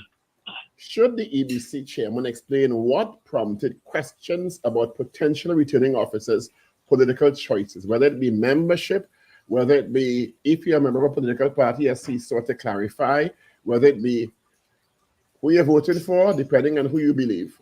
What is your opinion on this? Well, the party has, in fact, issued a statement on that matter, and we are seeking access to the legal opinion that was proffered by whoever that senior counsel would have been to the EBC, outlining, justification, taking into account all the entrenched constitutional provisions as it relates to human rights and fundamental freedoms. We are hoping that if we are able to gain access to the legal opinion, we would be in a better position to properly comment on that statement issued by the EBC through its chairman. So we don't want to come out and make a statement yea or nay, because there are some fundamental issues associated with that particular position. And we would like to see and read whether the legal opinion would have considered all those particular concerns. But this is the first time we're hearing of any such utterances from a chairman or anyone in the EBC. So there is also the concern that something or some event potentially prompted this chairman to even seek the advice in the first place. Should that be not made public by the chairman? What event, potential event, or what happened to initiate this move by the chairman of the EBC? Well, I think from what I read, or what I've heard, I should say, on the news this morning, is that a statement was issued by the EBC's chairman, Mr. Mark Ragoobarsingh, indicated, among other things, that over the last period, I guess some years now, he has been receiving complaints from various political parties as it concerns the conduct, behavior, and what we consider to be the political association of many of these returning officers, when particularly candidates and their agents go to their respective offices to at least access information and to provide data necessary for the process to run smoothly. So he is arguing that various political parties would have made complaints to the EBC about the biasness, the partiality of several returning officers, right? And it's on that basis the EBC is here under the Constitution, according to him, to conduct free and fair elections and to always have that hallmark of independence and impartiality. So I suspect that is the background in which he is making, or the commission would have made their decision, because I'm getting the impression it is a decision taken by the commission. But Chairman Ragoobarsingh is stating that they're not asking the returning officers for which party they're voting, but that they declare whether they are members of any active party or any party generally. That's what they're asking them. They're asking returning officers to declare membership, not whom they are voting for, but membership. Yeah. Do you personally, because I can't ask you for a UNC position if it has not been discussed, but do you have a personal opinion on whether that's a pertinent question to ask returning officers, whether they are members of a party? And if they say yes, should they be disqualified in your opinion? Well, again, I don't want to say yea or nay at this time, because the party, through our leader, the Honorable Kamala Prasad Bisesa, has made a statement already on that matter, seeking, as I earlier mentioned, the legal opinion from the EBC on this matter. I suspect that when we have access to that particular opinion, if we do have that opportunity to access that legal opinion, we would be in a much better position. And I dare say all political parties would probably be in a better position to pronounce on that matter and to make a very firm statement going forward. So But the EBC under the relevant section in Part 4 of the Constitution, which I think is around Section 71 or 72, is under no obligation to provide that information because in the functioning of its duties, it's answerable to no one or no authority. So they can simply say, well, this is pursuant to our functioning as a commission, and we're not answerable in terms of our decisions to the opposition or the ruling government. If they were to take that stance, how would you interpret that? Well, they would be within their power because, as you rightly said, under Section 71 and 72 of the Republican Constitution, the EBC is independent of any political authority or any authority or the direction of any person. And the only role that a government has under the Constitution as it relates to the EBC is the provisioning of finances to run the administration, and whenever there's a election, be it local or general, to provide them with adequate resources so that they can conduct their affairs in accordance with the Constitution. So yes, they can refuse to share the legal opinion that they have at this moment from their senior counsel, or if they wish, they can also share. It is up to them, but it is within their power to determine what they do with that legal opinion. Just remembering that under the Constitution, they are the only institution mandated to hold free and fair elections in Trinidad and Tobago. And under our Constitution, they are not bound by any direction or by any authority or personality. So that is absolutely clear as it relates to the Elections and Boundaries Commission. So, let's move to one of the more substantive topics. The CBC thing just recently came up. The issue of the recent, now imbroglio regarding Naveed Jindal and his letter to the Prime Minister indicating that the conglomerate will no longer be pursuing its interest in the refinery. And the Prime Minister responds saying that, well, because, and I'm paraphrasing, anybody can correct me if I'm wrong, because of the UNC's interventions, now another potential investor in the country is turning their backs. And quote unquote, the UNC's interventions are running investors from the country. How do you respond to that?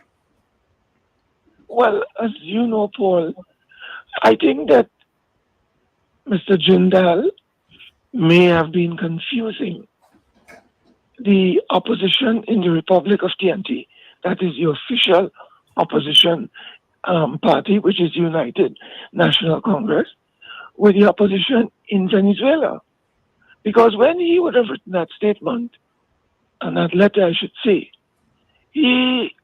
at that material time, the Secretary of State, United States of America, Anthony Blinken, had already issued a statement to the effect that the United States government had recognized El Mundo Gonzalez as the individual from the opposition that won the presidential elections in Venezuela.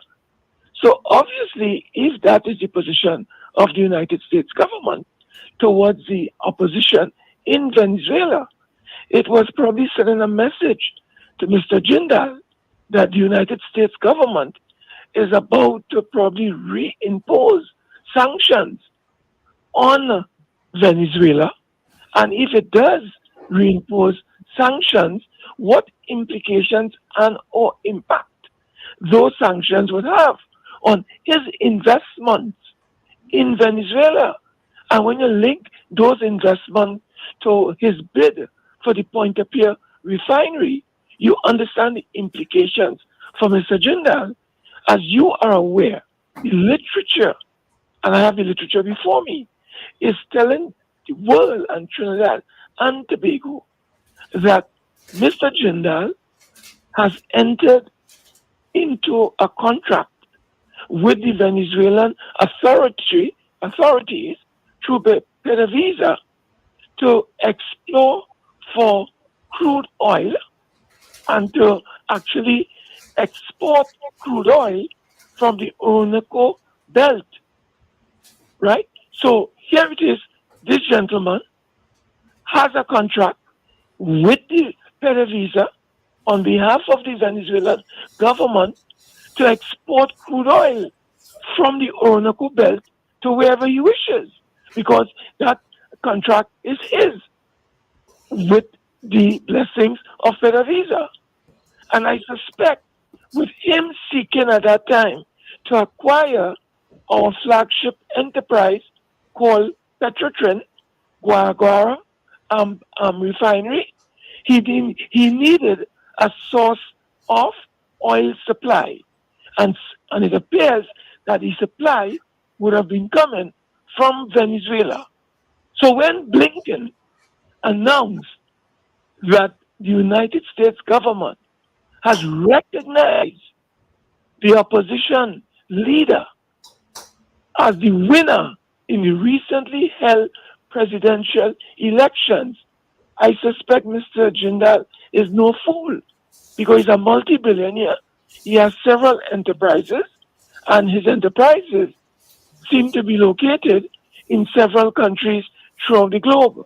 So he probably got a signal from that once you have sanctions being imposed, whatever hundreds of millions of US dollars he was about to invest in our refinery in Trinidad and Tobago, he is going to be in trouble. Senator Mark, you in your statement indicated several presumptions, conjectures, points of conjecture, suppositions, etc. So you are supposing that this is the mindset of Mr. Jindal.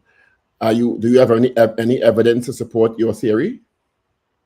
Well, remember, I am telling you that there is public information that Jindal has a contract to export crude oil out of the Orinoco belt. He got that contract in April, signed between his company and PDVSA. So I'm saying logically, if you need a source of supply of crude oil for the Point-a-Pierre refinery, and he has expressed an interest at that material time before he pulled out, he had to have had a source of crude oil supply. And I am surmising that that crude oil supply would have come from the Orinoco belt. That is all I'm saying. And okay. I am entitled to make such assumption. All right. In terms of because you brought up the issue of Venezuela and the recent elections there, and what Anthony Blinken would have indicated is the U.S. position with regard to the general elections held in Venezuela. Does the UNC have a position with regard to recognition of either Mr. Gonzalez or Mr. Maduro? Because right now, of course, Trinidad and Tobago is maintaining a neutral stance, and I know at least one political analyst has said that the government should go a particular way and show courage, but the government has so far held its hand and remained neutral on the issue of those results. Does the UNC have a position? We haven't taken a formal position on the matter as we speak, and we are still looking at, getting all the necessary information, particularly as it relates to the election results, to get a feel of exactly what were the final outcomes as it relates to the votes. Now, there are several reports circulating, as you know, on the international media platforms, but we are still analyzing, assessing, evaluating, what is happening in Venezuela, but we will be taking a final position on that matter, I would say, in due course. Among the issues that the UNC has raised, Senator Mark, about Mr. Jindal is your concerns about, if you do a simple Google search on the name in the region there, you'll see billionaire, industrialist, etc. But the UNC has had concerns, has voiced concerns about potential legal matters related to Mr. Jindal. Would that not be correct? Yes, I think that anyone who is thinking, particularly a government that is committed to transparency, honesty, integrity, right, and probity, would be very concerned with who you do business with. Because, there's an old saying, birds of the same feather flock together. Now, if you are doing a due diligence on any investor, you'll want to ensure that, for instance, that investor, has a very impeccable record as far as is practically possible. And it's not only something dealing with emotions and feelings. We have something called the Public Procurement and Disposal of Public Property Act. And this is a procurement process that we are involved in. That's the first law that we have to pay attention to when it comes to Mr. Jindal. The second law that we have to pay attention to is the Foreign Direct Investment Act of 1990, with its various amendments. And if you go to the guidelines and the conditions governing any foreign investor interested in investing in Trinidad and Tobago, you'll see a number of conditions that it must satisfy before a license could be issued to that particular foreign investor, including financing of the operation, credit facilities available to that particular investor, and most curiously and importantly, Article 13 of Guidelines and Conditions governing direct foreign investment in TNT is the provision by both the directors and the people who are involved and the company itself. So it is both directors and the company, and in this instance, directors, producing to the authorities here certificates of good character from the relevant police authorities from the countries that they come from. So these are very important guidelines and conditions that govern any individual who is interested in investing in Trinidad and Tobago. With the UNC's exercise of due diligence, Senator Mark, has it come up that Mr. Jindal or any of the directors of the companies that you referenced have been convicted of any crimes? Do issues have been raised? No, we are not talking about any conviction. This has nothing to do with any conviction. This has to do with a couple of critical matters. Why would a government want to invest, or not invest, attract an individual with such a checkered and colorful past? What do you mean by that? What I'm saying, this man was involved in what is called the coal gate scam of India, in which he was unlawfully allocated 2 coal blocks via his companies, valued at over $4 billion US. And that was established in a court of law? No, that is public information. But I'm asking, but you bring it to my attention. No, listen. You are asking me a question. Mm-hmm. I am responding to you. There are 6 criminal charges brought by the Central Bureau of Investigation. That comes like the FBI in India against this gentleman. And it's a wrong, his illegal acquisition of 2 coal blocks valued at $4 billion US and above. Right, Senator Mark, put a pause. Just put a pin. You said there are 6 charges. You said there are 6 charges, right? 6 criminal charges. Criminal charges brought against Mr. Wendell for the alleged, because it's a charge still, involvement. Yes, have any of those matters been completed in court? No, the special court Yeah, I don't know if you're reading the literature. I am reading the literature. And just recently, out of Indian Times, there is an article that says that a special court has been established by the Indian authorities to try this gentleman called Mr. Jindal. So he had his first court appearance in this special court on August the 4th. So that matter is ongoing. We don't know when it will end. What we know is that he has been charged. And we also know that he has been charged for allegedly bribing the minister with responsibility for coal and mining in India, who has also been charged by the CBI in India. So these are very serious developments that we have to take on board when you're dealing with these kinds of entities. But then, separated apart from those criminal charges, we have a situation where the Procurement Act, which is a law in Trinidad and Tobago, is being breached and flouted and violated by the head of government. This is a procurement exercise that we are involved in, where a foreigner is seeking to procure either through lease or sale the assets. You just said, Mr. Mark, the head of the government is breaching the Procurement Act, which implies that the Prime Minister is breaking the Procurement Act. Are you willing to stand up in court and defend that statement, because you're saying that the Prime Minister is breaking the law? And you're saying the Prime Minister is breaking the law on broadcast entities.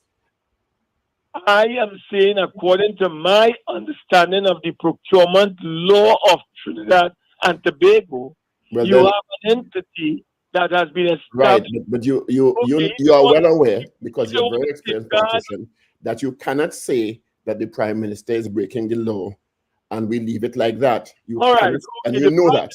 Is allegedly breaking the law. Right, but you correct. I'm glad you correction. Your purpose. Right. So the Prime Minister appears to be allegedly breaking the procurement law. Right? And why am I saying so?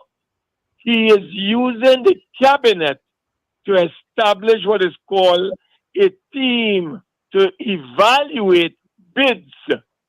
And I am wondering whether the Prime Minister and his cabinet has such power and authority under the Public Procurement Act. And that is something that requires. Right. So that's different. That's a question as different as stating that the Prime Minister is breaking the law, which I'm happy that you have withdrawn. Have you? I am alleged. I'm saying it is. Well, that's not what you said before. So I am now saying that I am correcting myself by saying that it is my view, it is my opinion, and it is being alleged, right, that the government of Trinidad and Tobago, forget the Prime Minister, the government of Trinidad and Tobago is in breach of the Public Procurement Act. So let us withdraw the Prime Minister, and I am saying the government, it is alleged, is breaking the law. Right, so that's a different statement. Mr. Senator Mark, you just spoke about, and this is the question that came up over and over, and it's in the public domain, that, well, you voiced serious concerns at the UNC about Mr. Jindal's charges against him. And because of those charges and other items you identified, his ineligibility potentially for showing interest in a refinery in Trinidad and Tobago. And the counter from the government has been that, well, they're members of the UNC also on charges. How do you reconcile that? Listen. The Prime Minister cannot equate who in our party in our position is seeking to buy Point-a-Pierre refinery. Who in our party is seeking to acquire the assets of the Point-a-Pierre refinery? I don't know of anyone. The Prime Minister and his government has been attracted to an Indian business industrialist who apparently has expressed an interest in acquiring the Point-a-Pierre refinery. and the public information that is available on the World Wide Web, if you Google it, is that person has a very checkered and colorful past and is now accused of money laundering and grand corruption and bribery. So those are issues that are in the public domain. And then you ask yourself the question, why would a government want to be associated with such characters? But as you yourself said, it reminds me of Quanten. You remember they had brought this company, or they alleged that this company was also interested in the refinery. And when we did our research, we realized it was two electricians in a suite somewhere in San Francisco. They had no background, no knowledge whatsoever of oil and refining and energy. And when we exposed that to the country, the government had to withdraw and the whole bid process collapsed. So your position is that the situation with Mr. Jindal and the charges he's facing cannot be equated to the charges members of the UNC are facing in court because they're not seeking to procure a refinery. What is the relevance of that? The Prime Minister of Trinidad and Tobago was elected by the people of Trinidad and Tobago to serve the public interest. Why would you want to be associated with a gentleman who has been allegedly accused of bribing a minister, and that minister is now before the courts for allegedly receiving bribe from the same person? Why would you want to get that? But you are well aware, Senator Mark, that one, there's a presumption of innocence even though serious charges are proffered. In the case of Mr. Jindal and his colleagues and also the members of the UNC. So how is that principle not applicable across the board? Well, as far as I'm concerned, my colleague, all I can tell you is that even if for the sake of argument, we want to put that second, third, fourth in line, there are other critical issues that we have to take on board. For example, we asked the Prime Minister to clear the air on the relationship between the government of Trinidad and Tobago, the government of Venezuela, and Jindal. And up to now, we cannot clear the air on that. We don't want our refinery being used as a cover to break U.S. sanctions. So that is a very serious matter as it relates to the people and the interests of the people of Trinidad and Tobago. So even if you don't want to deal with his colorful and checkered past, leave that aside. Because the Prime Minister looking for friends. They say misery likes company. So he is a miserable Prime Minister and he's looking for company.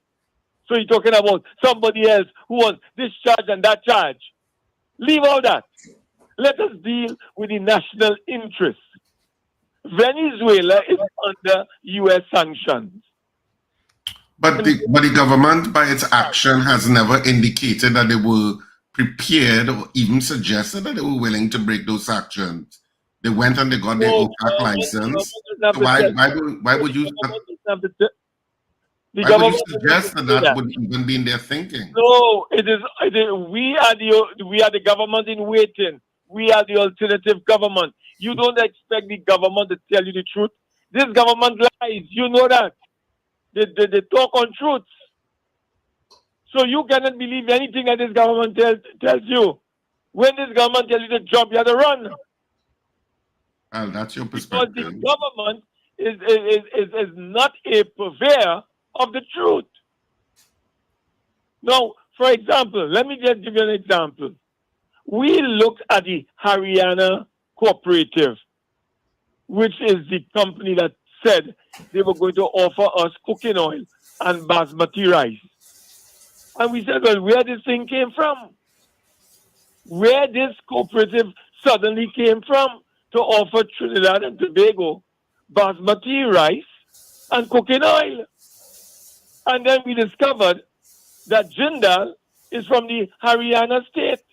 And we discovered that Prakash, his eldest brother, who has now passed on to the great beyond, was closely associated, according to our information, to this very same cooperative. So we asked, therefore, the question, was the Haryana cooperative fronting? It's a question that we ask. Whether the Haryana Cooperative Federation was fronting for the Jindal Steel and Power Company by offering Trinidad and Tobago cooking oil and basmati rice, which I found strange that the government immediately accepted as a gift and directed the Minister of Trade to arrange for the rice and the basmati rice and the cooking oil to come to Trinidad and Tobago, and then to alert the Minister of Social Development and Family Services to distribute to the needy people basmati rice and cooking oil.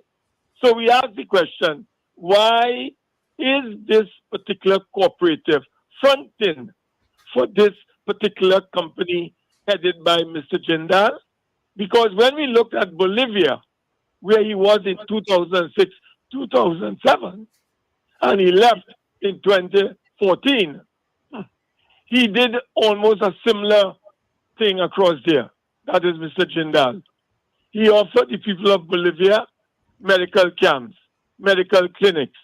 Anybody who had a pet, a dog, a goat, he was vaccinating pets and goats and so on, and dogs and cats. In addition to that, he fumigated areas of Bolivia affecting or impacting upon some 40,000 Bolivians. So what I'm saying is that there's a playbook at work there. And well, Senator Mark, I am with you. And I don't think any industrialist billionaire goes into a country without looking to make a profit. That's what businessmen do. But you are equivocating and making presumptions and connecting dots with a particular seeming end product in mind. How would you respond to that? Because what you've done this morning is a lot of presumption, associations, sometimes lean, and connecting dots that seem to go a particular place, but you don't seem to be providing the evidence to support it. Yeah, and in addition to, as an extension of that too, because our time is running out, Senator Mark, the issue of how some members in the society look at the actions of the UNC, one with regard to the issue of sandals in Tobago, when that deal was scuttered and Butch Stewart withdrew, saying basically Trinidad had too many objections, and a lot of which emanated from the opposition. And you now have Jindal as another one.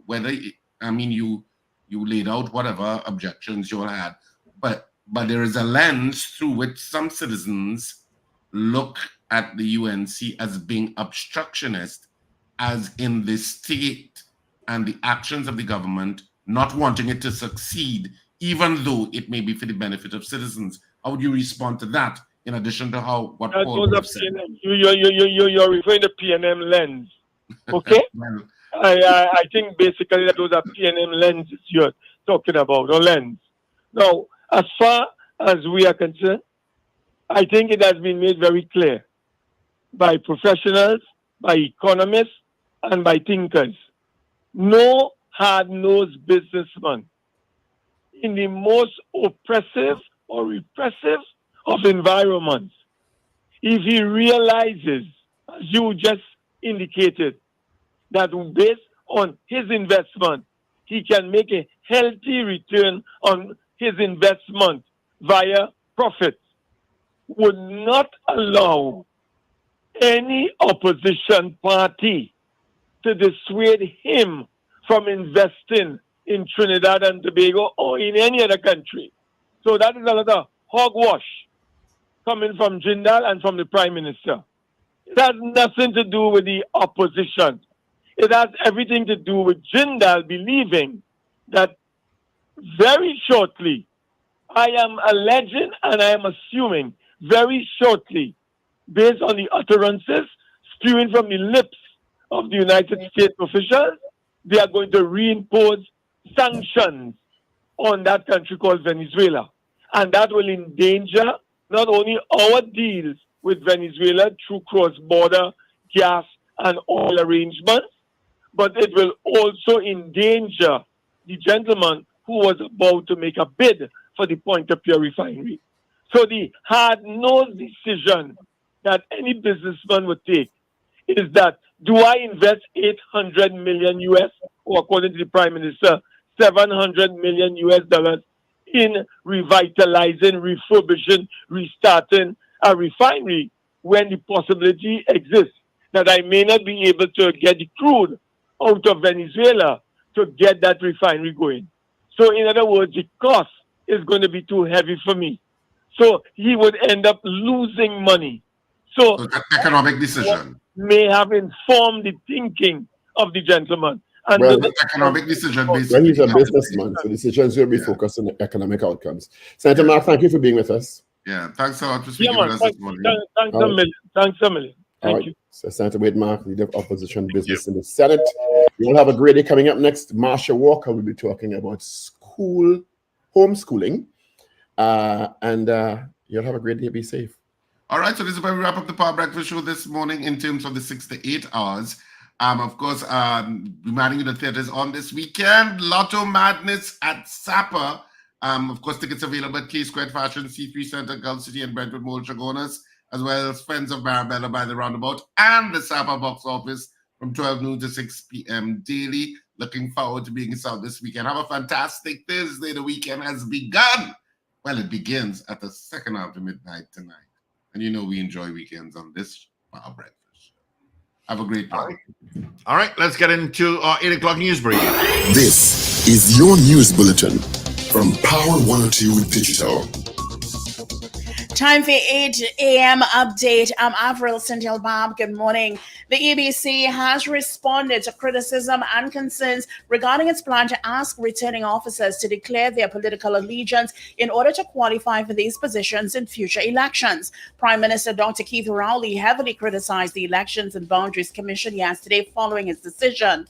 However, the EBC has stated that it obtained legal advice confirming it can ask applicants for the positions of returning officers to declare whether they are members of a political party. The EBC yesterday clarified it is not asking a person to say which party they support, but instead whether they are a party member. The UNC says that it is seeking access on the legal advice given to the EBC concerning the issue. UNC Senator Wade Mark told the Power Breakfast Show this morning that the party will be better able to comment on the matter if it has access to this information. He said what may have precipitated the decision was the fact that, according to the EBC, various political parties may have complained to the EBC about the bias and partial position of returning officers to the EBC. And in an effort to maintain the independence of the commission, then may have formulated the basis for the EBC's decision. However, he acknowledged under Sections 71 and 72 of the Constitution, the EBC is an independent body and not answerable to any authority or personality in this regard, so it does not have to provide the info on its legal advice. Separately, he said the UNC will not apologize for its purported role in dissuading Indian industrialist Naveen Jindyal from investing in the mothballed Petrotrin oil refinery. Prime Minister Dr. Keith Rowley revealed that Jindyal, the chairman of Jindyal Steel and Power Limited, had withdrawn his interest, allegedly due to attacks on him by the opposition. Senator Mark said this morning that Jindyal was allegedly facing corruption and money laundering charges in India, alleging that he bribed the government minister for coal mining concessions. Police are close to completing their investigations into the death of 4 divers who became trapped inside a Paria fuel trading company pipeline over 2 years ago. Speaking with the media yesterday, Deputy Commissioner of Police Suzette Martin said the investigators met on Tuesday and may meet again later this week, depending on whether they receive the documents they need to complete the investigation. She added that the officers have been receiving advice from a police legal officer throughout their probe. And Trinidad and Tobago sprinter Jareem Richards placed fourth in the men's 400-meter finals in the Olympic Games in Paris on Wednesday afternoon. Richards set a new national record of 43.78 seconds. Kirani James of Grenada came in fifth in a time of 43.87. The race was won by Quincy Hall of the United States in 43.40 seconds, while Matthew Hudson Smith of Great Britain came in second at 43.44. And Muzala Semukonga of Zambia placed third in 43.74 seconds. Prime Minister Dr. Keith Rowley thanked Richards for giving his best in representing Trinidad and Tobago. Well, that was your update to 8 o'clock. Look out for news in full at 12 noon.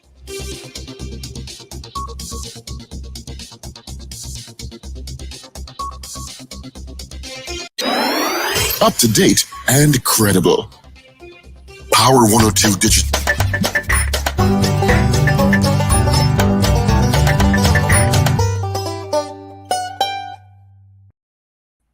Okay, all right. It is 5 minutes after the hour of 8 o'clock on this 8th day of the 8th month, 24. Let's say good morning, good out to Marsha Walker. Morning to you. Good morning, Steve. How are you? Not bad at all. Let me join in congratulating Jareem Richards setting a national record. Let me put like a shame on you to those social media fans who think that they know better than Jareem and was like, he come out too fast and all kind of nonsense. There's a race plan. He followed it and he did really, really, really well. So congratulations to you.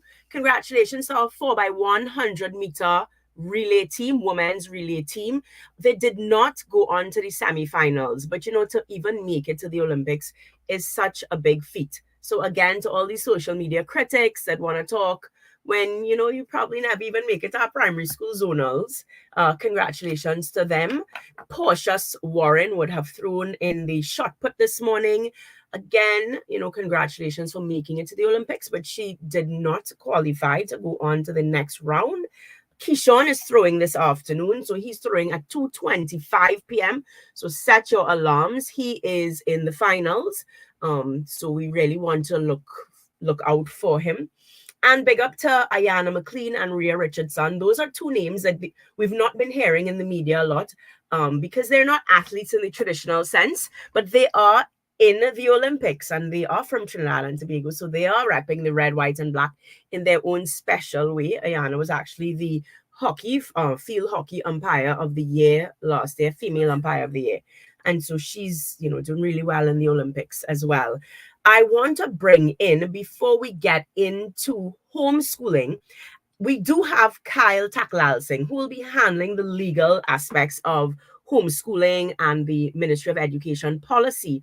But before we get into that, this whole EBC and returning officers issue is, it's trending now. So maybe Steve, you could bring in Kyle for me and we'll just hear Kyle talk a little bit about the EBC issue before we get into homeschooling. Kyle, thank you very much. I know that West Indies is playing South Africa in the Oval, and you are one of those rare men that still sit for 5 days and hope to get a result. That's a rare breed. We talk about, we talk about supporting athletes, right? And, before we get into EBC, people may not be aware, but I come from a sporting background. I've grown up in a sports house, a sports enthusiast house. My brother still refuses to give up, even though he's old. He thinks, he can still probably play for Manchester United one day or something. We will talk about support, but I'm sure if you look around in the Oval, you can see where I'm seeing it in your face, right? Yeah. Jessie, and you would have known that we were really trying to raise funds for Jess, for her team to go and represent, Trinidad and Tobago, a President's 11 kind of something in New York this weekend. And unfortunately, last night, we had to say we can't make it. We just, with all our efforts, we can't, and so again, you see on social media, persons will post things about how the US doesn't get any support from the government and it's all through crowdfunding and stuff. But I say, that's 333 million people as opposed to our 1 million persons, Yeah. So it just doesn't work out the same way, and everyone has their sport, and I mean, I know everybody that I know chipped in as much as they could.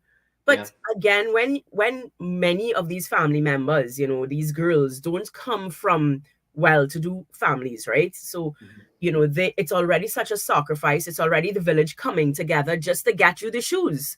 Yeah. I wrote a book, and I remember interviewing Dwayne Bravo, and it was the village coming together just to get his bat and his pads and everything. Yeah. So, so now it's such a stretch to think of finding money to send them abroad to take part in these competitions, to get the scouts and whatnot.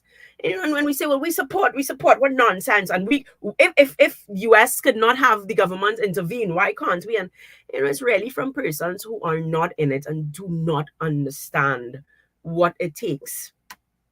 I think so. I think I mean, for my part, I think that society generally, the government certainly, and the officials and public servants, they don't value the power of sport enough. I went to school, my college was Queen's Royal College. I know there's a joke that every person who went QRC must tell you at some point that they went QRC. But I did attend Queen's Royal College, and the first thing that they taught you there was that the importance of an all-round student.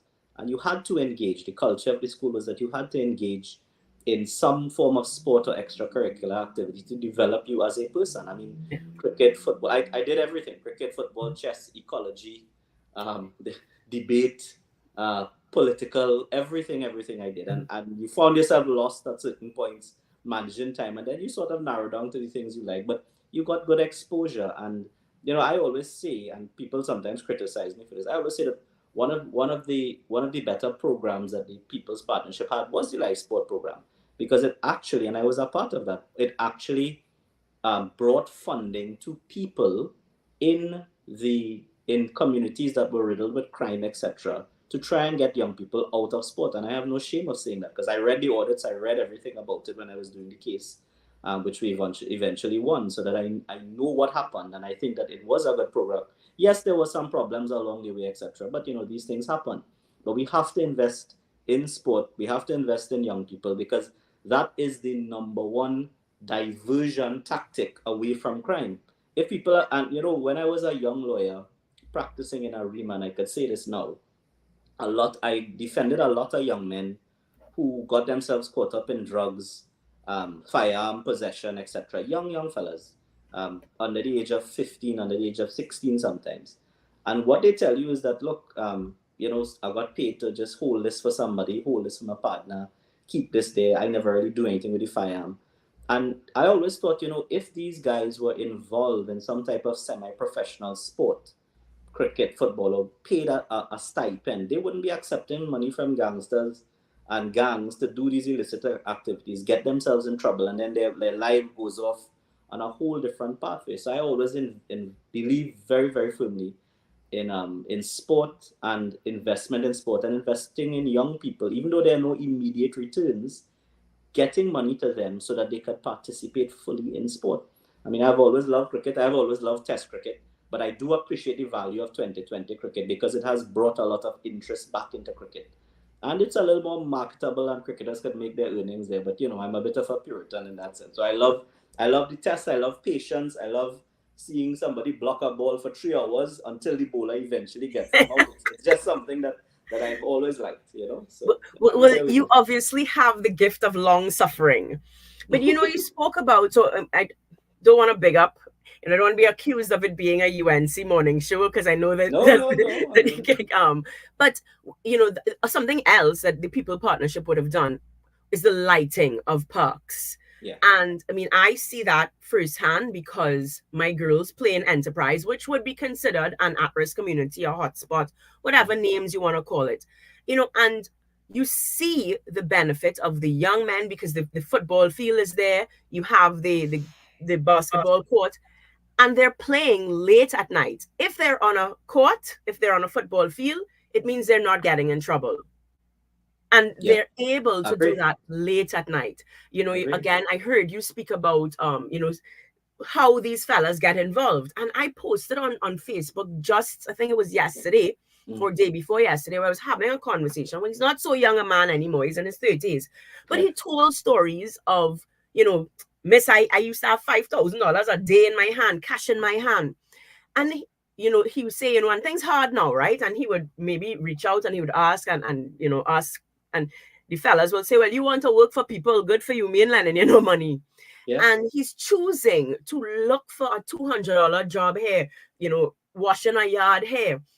And that takes a lot of character, a lot of willpower, a lot of self-discipline to know how to go and earn an income somewhere else. But you see that and choose that breaks. Sorry, go ahead. Sorry, and choose to do it, the legal way.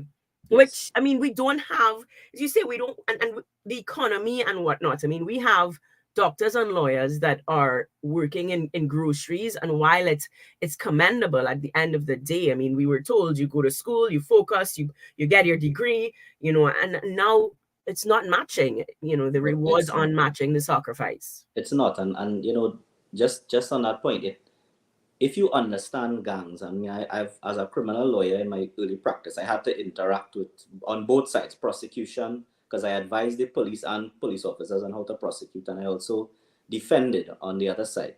If you understand how a gang gets together and how they start to collate and congregate, it's around very small amounts of money.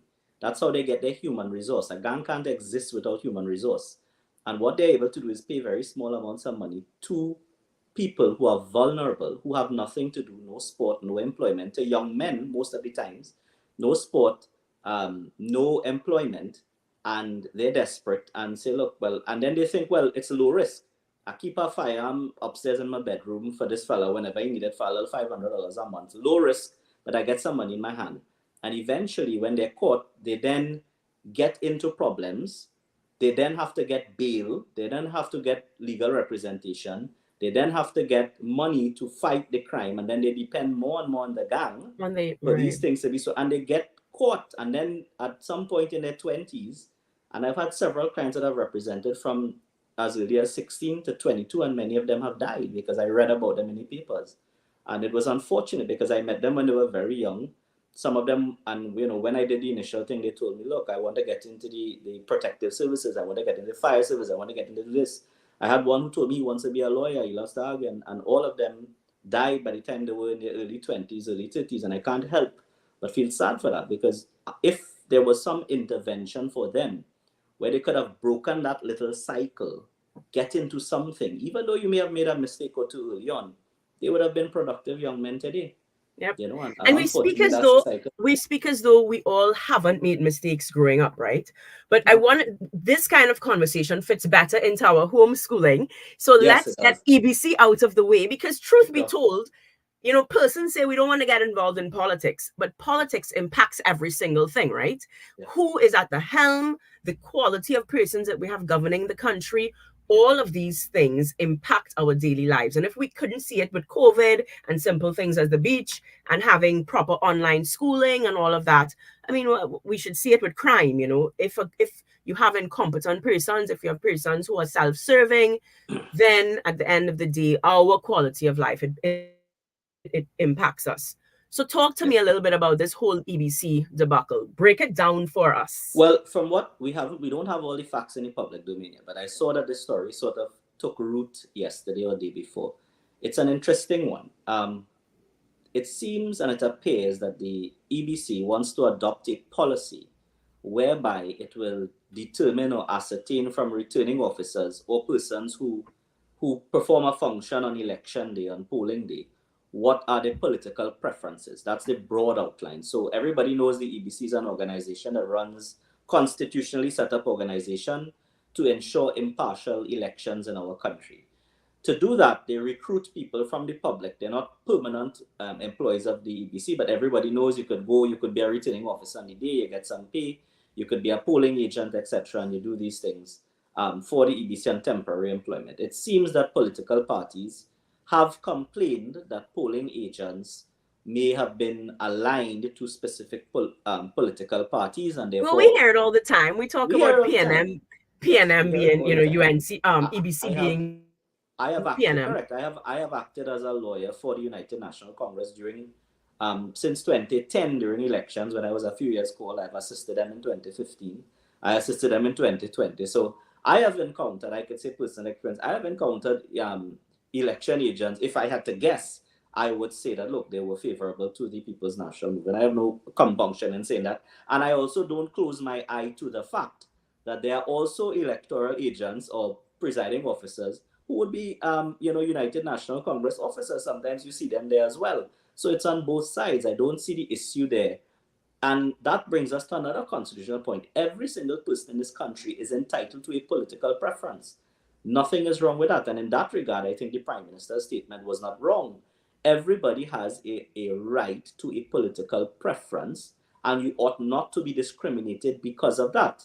Where I think the problem may occur is if you have active presiding officers who have actively canvassed during, let's say, a political campaign. So let's say tomorrow, the Prime Minister calls an election to be held in 2 months, end of August, or a month, end of August. If you had persons who started campaigning for the PNM, the activists, or campaigning for the United National Congress actively in the open, wearing proudly their Balize or their Rising Sun paraphernalia, going out, soliciting votes, and then you end up and you see those exact same persons on polling day in critical seats such as Tunapuna, St. Douglas, St. Joseph, and the other marginal seats. Obviously, parties may have a problem, and rightfully so. That brings in the question of apparent bias, even if not actual bias, apparent bias. People must feel confident in the political system. When you go to vote, and the citizenry and the population, you have to feel confident that the system you are participating in is one that is impartial. So in that regard, I do accept that the EBC is entitled to ask persons whether they have actively campaigned or actively canvassed for either political party. And if you have, then you may not be eligible to participate or to work for the EBC in critical, because these are people who actually have to do recounts, and we saw how close certain recounts came on certain times. They will be the persons to determine if a ballot should be spoiled or if a ballot should be allowed. And sometimes when you get into ballots, Marsha, that if the X is just where the X meets and it's just over the line, that could be a bad ballot. But if the X is just in the box, then it could be. And who determines that ultimately is the presiding officer. And yes, you could go to court, and yes, but we've all seen that court systems, the challenge is very difficult. Yeah. So those are the important decisions that presiding officers have to take. My view on it is you are entitled to ask, the EBC should be entitled to ask if persons have been actively canvassing and campaigning, but I disagree with asking persons who they support. That is a private thing, that is private. No one should be made to be told, so no one should be told that they have to disclose who they may support somewhere in their mind, and have that declared and have that determined where, if you are allowed to work in the EBC. Because first of all, you can't police that unless you're going to do polygraphing. You can't police that. And secondly, you won't find persons, because most people in this country, if not everybody, has a preference either way. You may have a leaning. You may not be convinced. You might have, Marsha, Vex UNC or Vex PNM, but it's still UNC. Well, you can find them all in Diego Martin West, because we have about 16,000 persons in Diego Martin West that never vote and have never voted. They voted once when it was COP. So maybe you'll find them all in Diego Martin West. So I think that is where your stance on it, to summarize, you believe that they can ask about active campaigning, and you can be debarred for active campaigning, but not for a simple affiliation or preference. Yes, correct. That's my position. All right. So, Mr. Khan, if you are still there, can you bring in my other two guests? It is already 8:23. Let us get into homeschooling. Jesse's face. So, for those of you who do not know, this is my brilliant homeschooled daughter. Jesse's face, because she thinks waking up in the morning should be illegal. So, Jess, you can talk to Uncle Kyle there and ask him how he can get that on the law books. Kyle, remember we were talking about Jessie doing this internship thing, but it never came. They promised that she could, and it never happened. But all of that are challenges to the education system, where we have in our mindset that they need to be 18 or they need to be a certain age before they could go on to learn certain things. And of course, all of that, speaks to the limitation, or I would think the advantages of homeschooling. Yes. Jessie would have gone on to do graphic arts. If you give her a chance, she'll come and work and learn from you and get certification and whatever. So, of course, that is something that's a big pull for me with homeschooling. There's no need to sit down and be boxed into something that the Ministry of Education says you have to box in, and you have to do this and you have to do that, and you have to wait till 18 or maybe go to a university to then change your mind. Because so many students, all they know is the limit of the Trinidad system. Then you go away and you see, wait, there are like a gazillion options and different things I can study. They change their majors. So that is definitely something that I would plug for homeschooling. But we want to talk homeschooling. I'm going to, because you spoke so much, we're going to leave the nitty-gritty part of it for a little bit. But I'm going to start with, is homeschooling in Trinidad and Tobago legal, yes or no? Yes, it is absolutely legal. The Education Act provides that you are excused from school if it is you are obtaining education at a sufficient level. I believe the language, I think I pulled up this section recently. The language is very clear. A child is excused from attendance at school if, in the opinion of the minister, he's receiving satisfactory instruction at home or elsewhere. So that the law does make provision to allow for you, because the way the law is set up, obviously, is that children should attend school. It's mandatory. The minister has an obligation to provide a schooling system for them. Parents have an obligation to ensure that children receive education. It is a constitutional right of parents to choose a school for their children, or a school of their choice for their children. And international human rights tells us that the Declaration on Children's Rights, Universal Children's Rights, says that children are entitled to education. And for obvious reasons, we don't have to get into why children need education in modern society. We may have a debate on what is education. Yeah. What so is I'm not. required. So Jessie's scratching her head there, Yes. And I'm surprised Udo isn't jumping up on his seat, because I'm sure he will be. I mean, he has some very, very strong views. Yes. It'll be interesting to see you guys go at it. Oh, I hope I want to. So I am going to. So maybe Udo, you could jump in here, but even in what you just quoted, Kyle, in the opinion of the minister, I think is too much say for the minister. Why do you have an opinion on what is what is satisfactory education? So these are two things. And I know that when we spoke back in October of last year, when the homeschooling policy came out, we spoke to things like that. We spoke to satisfactory education, and then you would have spoken that this particular law is safe law. So just like sedition, whether we like it or not, it's safe law. And they are going to attempt to use things like policies to sort of bring definition, and you could speak to the language, proper language of it. But it appears that that's what you're trying to do. You're trying to give a definition, give some meat, clarify what this act is. And then, of course, now, because, and you could clarify that part, the act itself is safe. We can't change the law. But you're trying to bring it exercise discretion. So just to wrap that up, the act is something called Save the Law. It's pre-1976, so that's very difficult, if not impossible, to challenge provisions of the act constitutionally.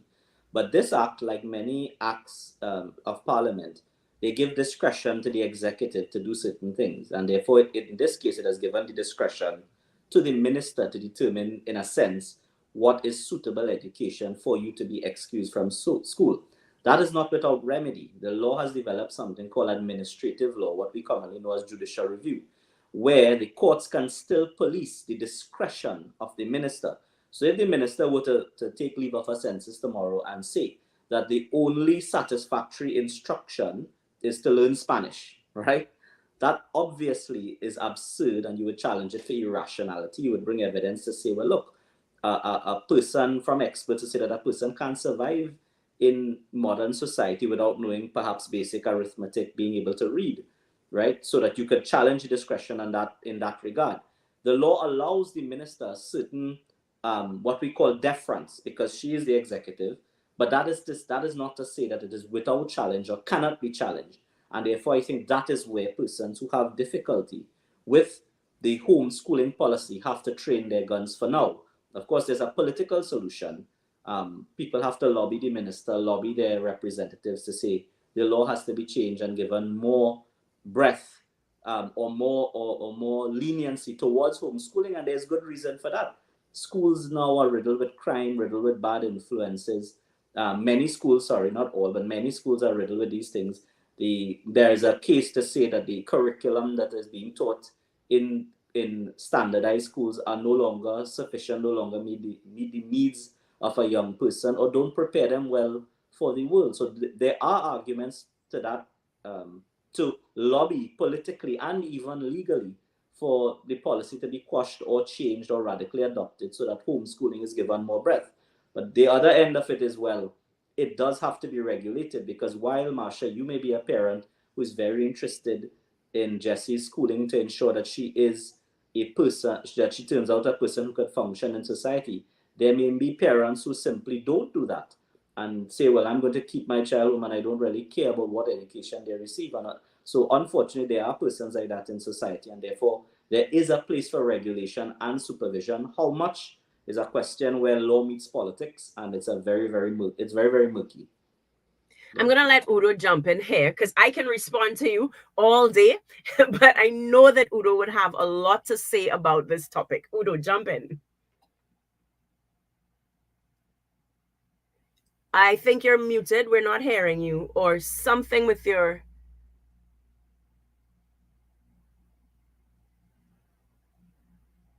Nope, still not hearing. Okay. Yeah, well, you will just keep trying and let us know. So Udo actually has 3 girls, 1 hopefully boy is on the way. In this society, you know, they'll look at that and be like, all them children, boy. Udo is Christian, and you know, let's plug Udo for a little bit. He is the soca artist. You have the soca song of the year, Udo, gospel soca song of the year, and the gospel songwriter of the year, and he is Jessie's piano teacher. But Udo spoke a lot. He went to the homeschooling policy when they were having those conversations, and he spoke about he would be on the totally opposite side. So, you know, like Udo and I would have fought because you can't regulate, and we had to kind of go, but Udo, you are looking at it from your point of view because you are doing a good job. You're, you know, a really smart guy. Your wife's a really smart woman, and you know, you guys are doing a good job. But there are children that are facing neglect. I would argue that this is not a Ministry of Education. It's not part of their portfolio, but rather Children's Authority, because it's a neglect issue. I do think we need more conversation regarding what is education and at what stage, because Jessie would say, I mean, I don't know if you want to chime in, but I never taught her to read. She did not like reading at the time. She would have massive meltdowns, and I didn't teach her to read. I mean, if I could turn my phone and stuff around, now she's sending me a $200 Barnes and Noble's wish list. You know, no, it's Barnes and Noble's now, because and all of that shows to me that, and she doesn't like math. We've never taught her math either. But she can go on, and she will go on to Amazon, then she'll go to RIK, and I didn't even know that RIK had some books cheaper than Amazon. And now she'll go on to Barnes and Nobles, and she understands, because what she knows how to do is manage money, manage numbers. So she doesn't know about Pythagoras' theorem.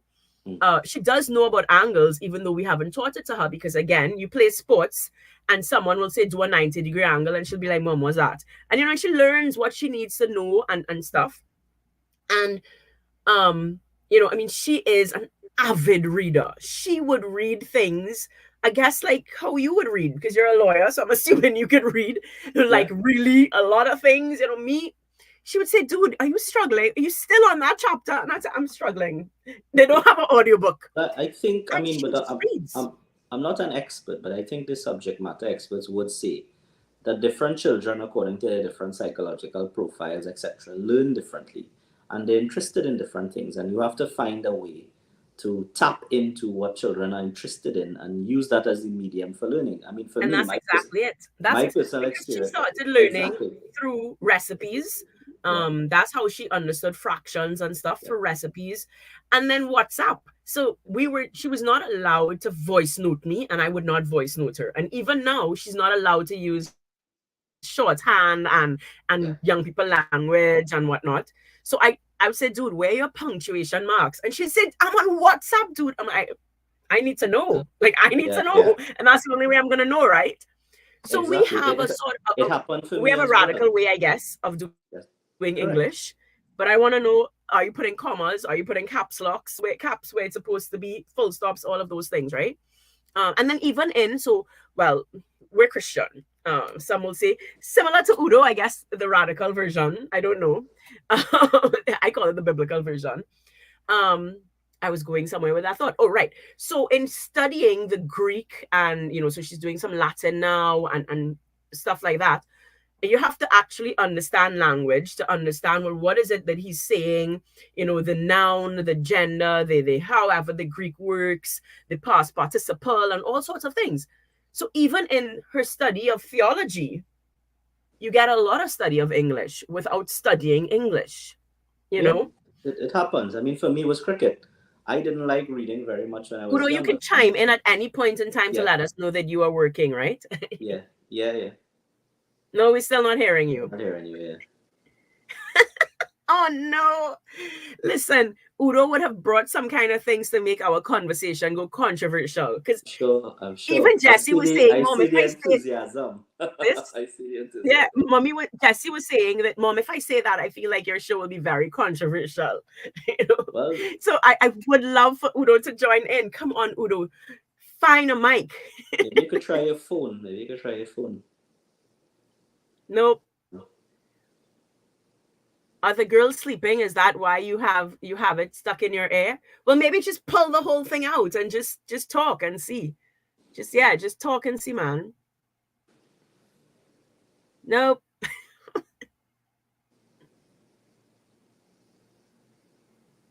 We're gonna give Udo a few seconds. Sure. That's fine. So Jessie, do you want to chime in? I saw that, I took note of be able to survive in a modern society, be able to contribute in a modern society. And one of my homeschooling moms had said, outright, the Ministry of Education has not proven that they can produce enough citizens who are able to survive and contribute to even have a foothold or fingernail or anything with, homeschooling. Jess, what do you have to say about homeschooling?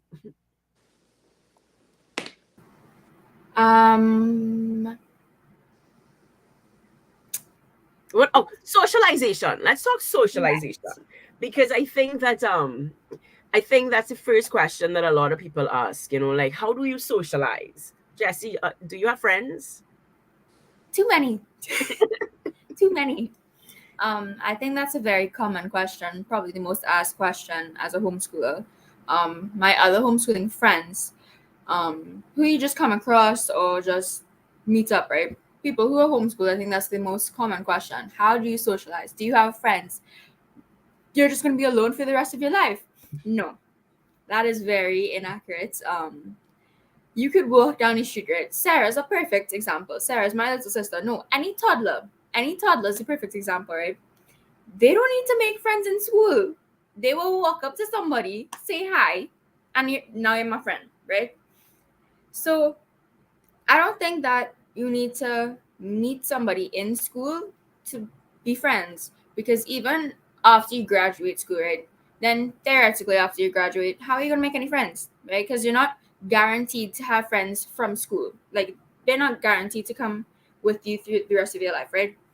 So you just make friends along the way. you'll make friends in extracurricular activities. Sorry, extracurricular extra stuff, and then even through that, you're just the other day I went to this thing with my grandmother, and I met somebody, a businesswoman, and she was excellent, right? I got her number. We were working on stuff. You just make connections throughout the way, and I think that's the easiest and simplest way to put it. You make connections along the way. And some will argue that homeschoolers are actually better able to socialize because they're not forced into this group setting where it's kind of easy to have this clique of friends, and it's the same friends that you see all the time, and it's the same type of friend, the same area, the same social structure, whatever it is. You know, homeschoolers have a wide range, so you find that they can speak to persons that are different ages, different stages, different socioeconomic backgrounds, because as Jessie said, they are, they just make friends, they make connections all over, so she's setting up a Bible study at a coffee shop or whatever with someone that actually we just noticed that Sarah's doing swimming, and Sarah's swim coach homeschools their kids, and so one of the kids are actually Jessie's age. Oh, look, do they have WhatsApp? Yep, connect them, and they're planning a Bible study group, and she's gonna meet other kids just like that. Simple. It's a medieval thing. You can tell them that you put on all medieval clothing and stuff and went out with your homemade dagger and all of that. Yeah, socialization can take place anywhere. I mean, I played cricket, I played sports, different schools. I did some chess clubs as well. And you learn, you make friends, you learn to speak to people.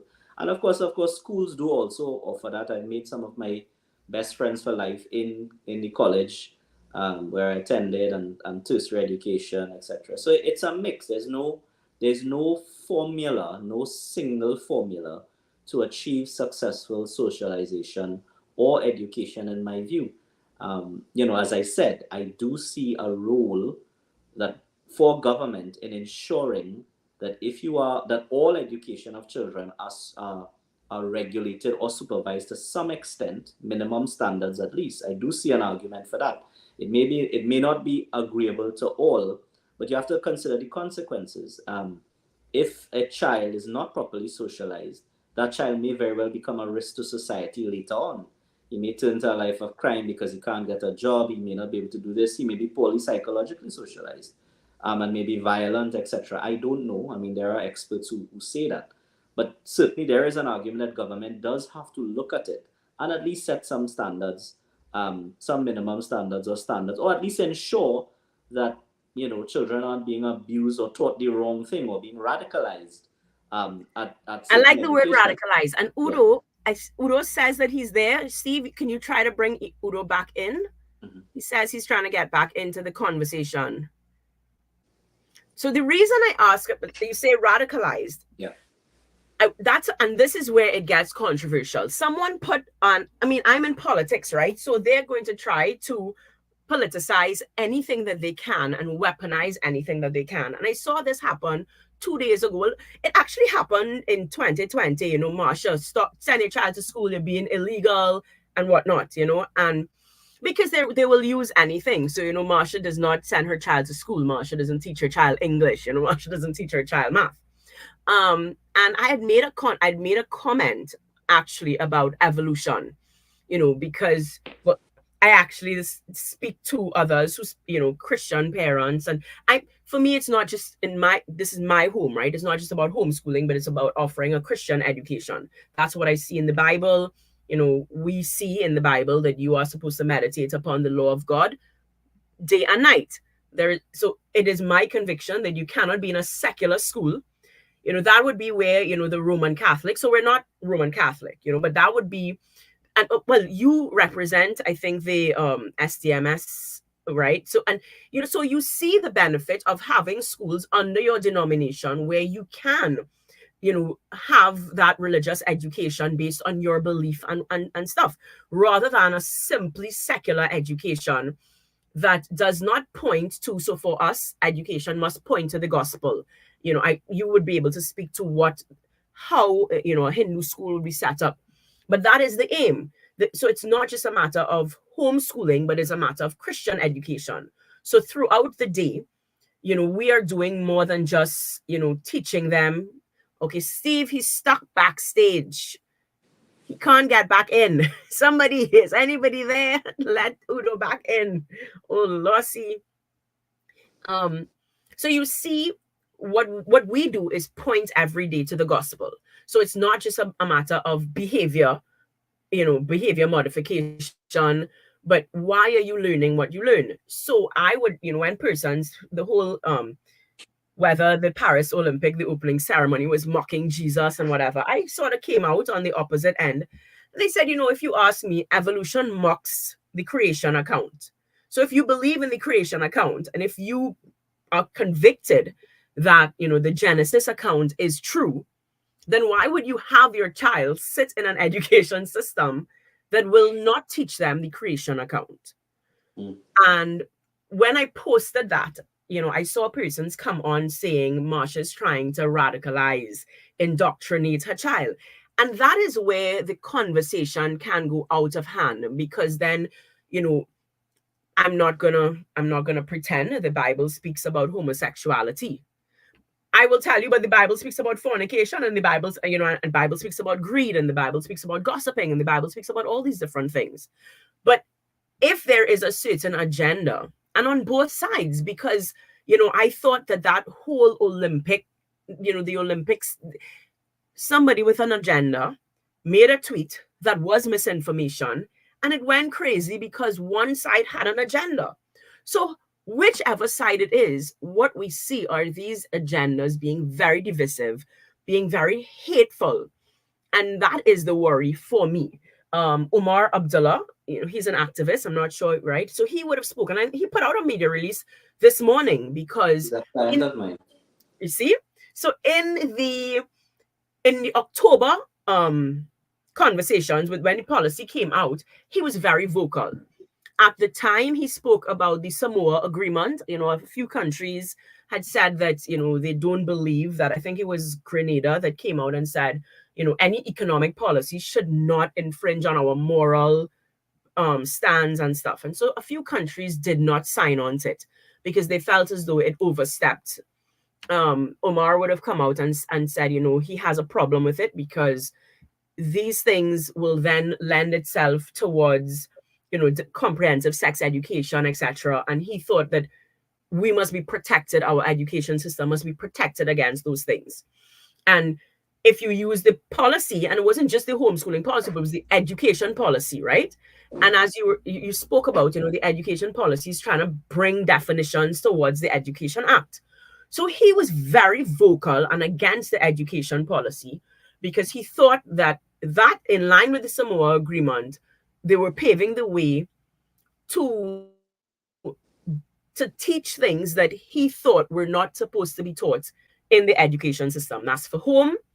And there will continue to be this push because you spoke about socialization. So somebody's going to say, well, I'm going to raise my child to be radicalized and be hateful and, be a bigot and whatever, because persons can weaponize. I mean, you're in UNC, you would have seen, even people not in UNC, when there were persons who wanted a smear campaign against me in UNC, they tried to paint me as some Hindu hater, Indian hater, or whatever, because I quoted on Facebook. And funny, I was defending my Hindu brother, my Hindu, family in the UNC, against, it was a Hindu post, and a Christian was speaking about the idolatry, and I thought that it could have happened in a better way than the way that they were speaking about it. And they turned my words totally, I use the word weaponized, because quoting the Bible, and if you want to quote the Bible in a way that is suitable to your agenda, you will make me sound like I'm hateful. Yeah. And that is what the worry is, and it's really unfortunately we cannot have Udo join this conversation, because that would be, I know that those are some of the things that he is very passionate about. We would, and you use the term, I remember, because I went back to our conversation in October, where you use the term gradual acceptance. And we are seeing that parents are following the policy, even though it has not been ratified. They are following the policy. So you're still seeing parents saying, has anybody gotten acceptance from the Ministry of Education? If I didn't get, oh gosh, Udo, let me send, just give me 2 seconds. Let me try to send a message and see if we could get Udo back on.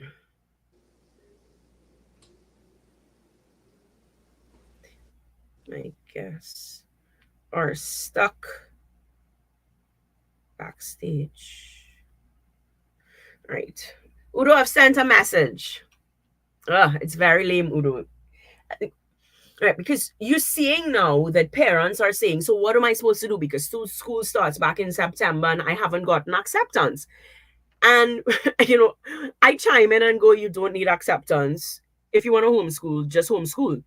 Of course, and I do appreciate and I try to have the balance. So I don't want to come across as I'm saying, well, just ignore the homeschooling policy. I don't want to come across like that. But at the same time, we don't need acceptance. And you are seeing, we are a year into this policy. And I remember your term where you said gradual acceptance. And that is what you are seeing. You are seeing parents who are going through the process of filing acceptance, and part of the policy speaks about using the homeschooling, the Ministry of Education curriculum and whatnot. And the fear is if you came at 5 years old, 6 years old, 7 years old with Jessie, they would say that she's not where she's supposed to be. Why? Because she was not learning English. She was not learning to read. At 5 years old, she most certainly was not where she should be. But I could say, well, look, the children in the Netherlands never even learn to read until they're 7. They don't even begin. So, this is opening up. And that's why I come and talk to you one time, because I said, well, I will need a lawyer to fight this. Because I can say from my own experience that I would not have qualified if we stick to this black and white policy. I would not have qualified. And then what happens when the person is in politics like myself and somebody wants to use those kinds of things? I mean, let's be real. I think we are getting into that sort of Venezuela status. And I become a political opponent. I have been a political opponent of the prime minister. These are scenarios. If I was debating in parliament, you have to bring up, will my family, is this opening up one other way where you can target a political opponent? Make things difficult.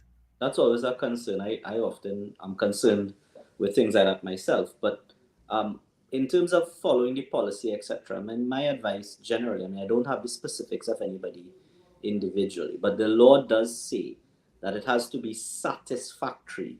It doesn't say that you have to specifically know what Pythagoras' theorem is and explain it by the age of 7 or 8, or specifically have algebra done at the age of 9, etc.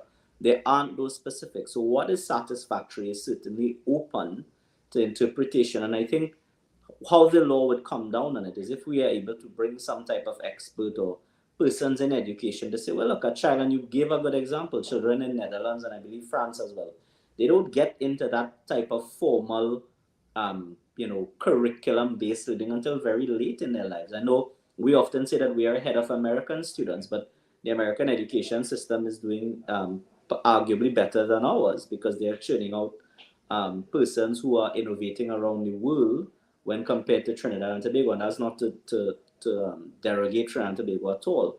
So there are arguments on both sides as to what is satisfactory.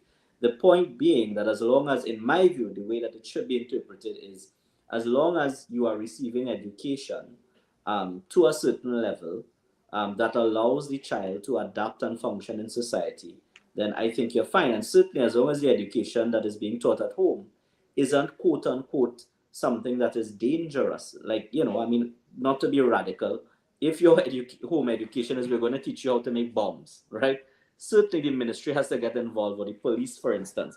But when it comes to religion, that of course is something that the parent is entitled to impose on their children, because it is your child. You have responsibility for your child, and you do have a say in what is brought up, what your child is. When it comes to things like sex education in public schools, I think the norm is now that parents have to give some kind of consent before you teach my child about what is sexual education. What I want my child to learn about sexual education is something really that a parent should do. If a parent is unable to do it, and there are parents who may be very well unable to do it, then you get assistance from professionals or guidance counselors, etc. And if you feel comfortable with the school doing it, well, then so be it. But if not, then you should be entitled to object to that, because a parent does have a say in what a child should learn, etc. I see your guest is back. Maybe Udo, please let talk me to us. defer. You have 5 minutes. Unfortunately, 5 minutes, I will Udo. have to Get leave your in a word bit. in quickly. Unfortunately, Say I will have something, to leave in Udo. a bit. Challenge Kyle for me. Well, No. Much respect to Kyle, right? And much respect to all that he understands and represents. You understand? No disparaging that at all.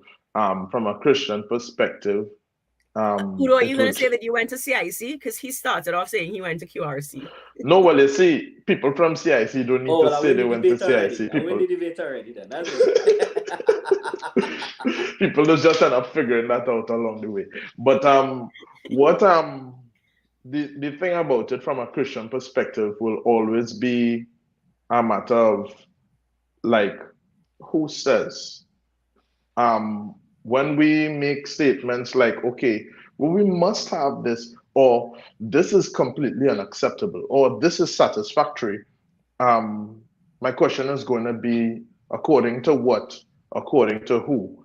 The same answer, could it also be applied by someone else advocating other things that you would find objectionable where you are? Could someone say, well, okay, popular consensus existed in societies that we would disagree with, like, so for instance, what was going on in Nazi Germany or whatever the case is always going to be, the question is going to be, where does the standard come from? Where does the standard of morality, acceptability, all of these things come from? And of course, I'm going to bring my faith in a divine standard that would come over everything, and by which I can judge myself, I could judge whoever else, by which I could judge the rulers of our nation. And that would be the way that I would like to frame the conversation. So when I hear things like, okay, this is acceptable, this is not acceptable, or this is satisfactory education, this is not satisfactory education, I would like to say, well, okay, who says that? You mentioned, Marsha, that I was at one of those things where there was this interaction between the Ministry of Education and the public with regards to the new policies with regards to education, of course, including homeschooling. And one of the things that I asked the minister, of course, respectfully, right, is, okay, from what you said, you quoted whether it was Eric Williams, and you even pushed this, and this is the thrust of your whole presentation, which is that the salvation of the country is in the bags of our students. As a Christian, I'm going to have a problem with that. You understand? Salvation is found in Christ, and there's no other name under heaven among men by which we must be saved. So if even as a Christian, I'm going to subject myself, let's not even get into into Christian education yet, but if I'm going to subject myself to something that says, well, okay, I need to get into this education for the salvation of the country, I should think twice about that. I should object to that. And then when I see what the Bible says about what the purpose of a human being is, what a human being is, what the purpose of a human being is, and even who has the responsibility for education, the parents, and what type of education that parents of the faithful should get, like that, all of that has to come into my consideration as well. So yeah, those are just some comments on the whole conversation, at least from my Christian perspective. Well, I don't see where the disagreement is there, Marsha. I don't know why. No, so yeah, because listen, because it didn't happen at where Udo came in at the beginning, you know. So Udo is here, and it's like 8:59. You know, I mean, if I could just Udo does not allow his. I mean, Udo's views on womanhood are even more radical than mine. So again, when these kinds of conversations come into the public domain, and haters want to hate, and I just think that we're in a place in society where everyone will try to weaponize your words. Yes. And when the law, puts things in place that feel, okay, I may be able to reach out to you and say, Kyle, I'll need legal representation. But there are many, many, many parents who are just going to buy into this, and they're going to have their rights eroded, which is why I felt as though I needed to make sure to have you on so that parents are aware that they do have rights, and it's not something that we are hopeless and helpless and just have to accept. If I could just say, Marsha, I think that, having listened to the conversation, I think we're actually, what lawyers say are ad idem. We're basically on the same page. I think the only difficulty is that I do believe, in my view, it's not necessarily a legal view, but it may come into a legal analysis, that at some point there has to be some standardization because of the way society is. It may be a point. Let's just put it like this: it can't be that a system of education allows a child not to be able to learn to read into adulthood. Where you put it may be open to autonomy and that kind of thing. But I do think there has to be some standardization across the board. Because, in the employment, I am an employer. I need a law degree before you could come and become a lawyer with me, because that's what the Legal Profession Act requires. You must have a law degree. You must have a postgraduate degree and diploma. So at some point, there is going to be some formalization. To get a law degree, unfortunately, most education systems say that you must have A-level, or you must be able to pass a certain test, etc. So that there is going to be some standardization, whether that is imposed on the homeschooling aspect of it between ages 0 to 18 or 21, or whether that comes into the tertiary education realm, we'll have to see, and that may be a political versus legal aspect. But I do believe that there has to be some standardization at some point where the boundaries are, and I have no difficulty in terms of religious instruction by parents, or the level of religious instruction that a parent wishes to give their child, and how much a parent wishes to involve that in the formal education system. You spoke about the classic evolution versus creation debate. I think my own view is that children should be taught both, and allow. For myself, I read widely. I read all religions. I read all religious texts. I read all religious commentary as much as I can, because I feel, at my age, I am able to discern and think critically about what I want to believe, where I feel I need more evidence, or where I feel I trust some things in faith and belief. And I'm able to do that. A child may not be able to do that at a very young age. And that's why a parent would step in and teach the child, and teach the child hopefully to think about things. I think that's really the only gray line in this whole thing as to where we bring in standardization. But certainly a parent has the autonomy, and I don't think the minister should use the legislation of sufficiency, quote unquote, to interfere in a child's homeschooling. That is where I think the line has to be drawn. Yeah. Well, guys, we are out of time. Jesse, do you want to just say bye, because you've been very quiet? We brought you on just in case, you had a view on, and persons always, poor thing, we kind of use her as a poster child to say, well, look, she could talk. Look, she has friends. Look this, look that. Persons ask me, how do you, because we're now kind of starting back with Sarah. I said, well, we have Jessie. So I could just kind of point to her and say, look, it didn't fail, right? But obviously in the beginning, when, we said at 4 years old, we're going to homeschool, person said, you're failing your child, you're this, you're that. So I don't have the same challenges I had, 11 years ago. And so hopefully this was my contribution to the homeschooling community. I could give them, look, Jessie. And, we brought a lawyer on to be able to say, we do have rights. It's not black and white, as you see in the policy, a policy that really is unratified. But we are out of time, Udo. I am very sorry that for the majority of the conversation, we could not hear you. Any closing remarks, Udo? You have 30 seconds. I'm going to give you the last say. Okay.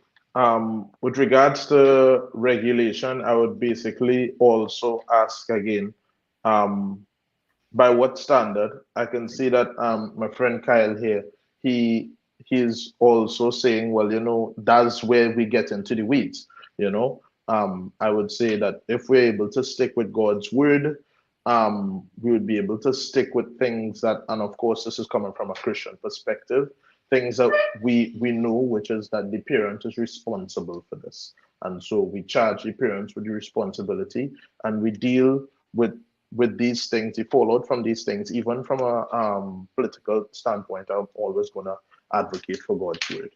That's it. So I think that that's where the gray area is.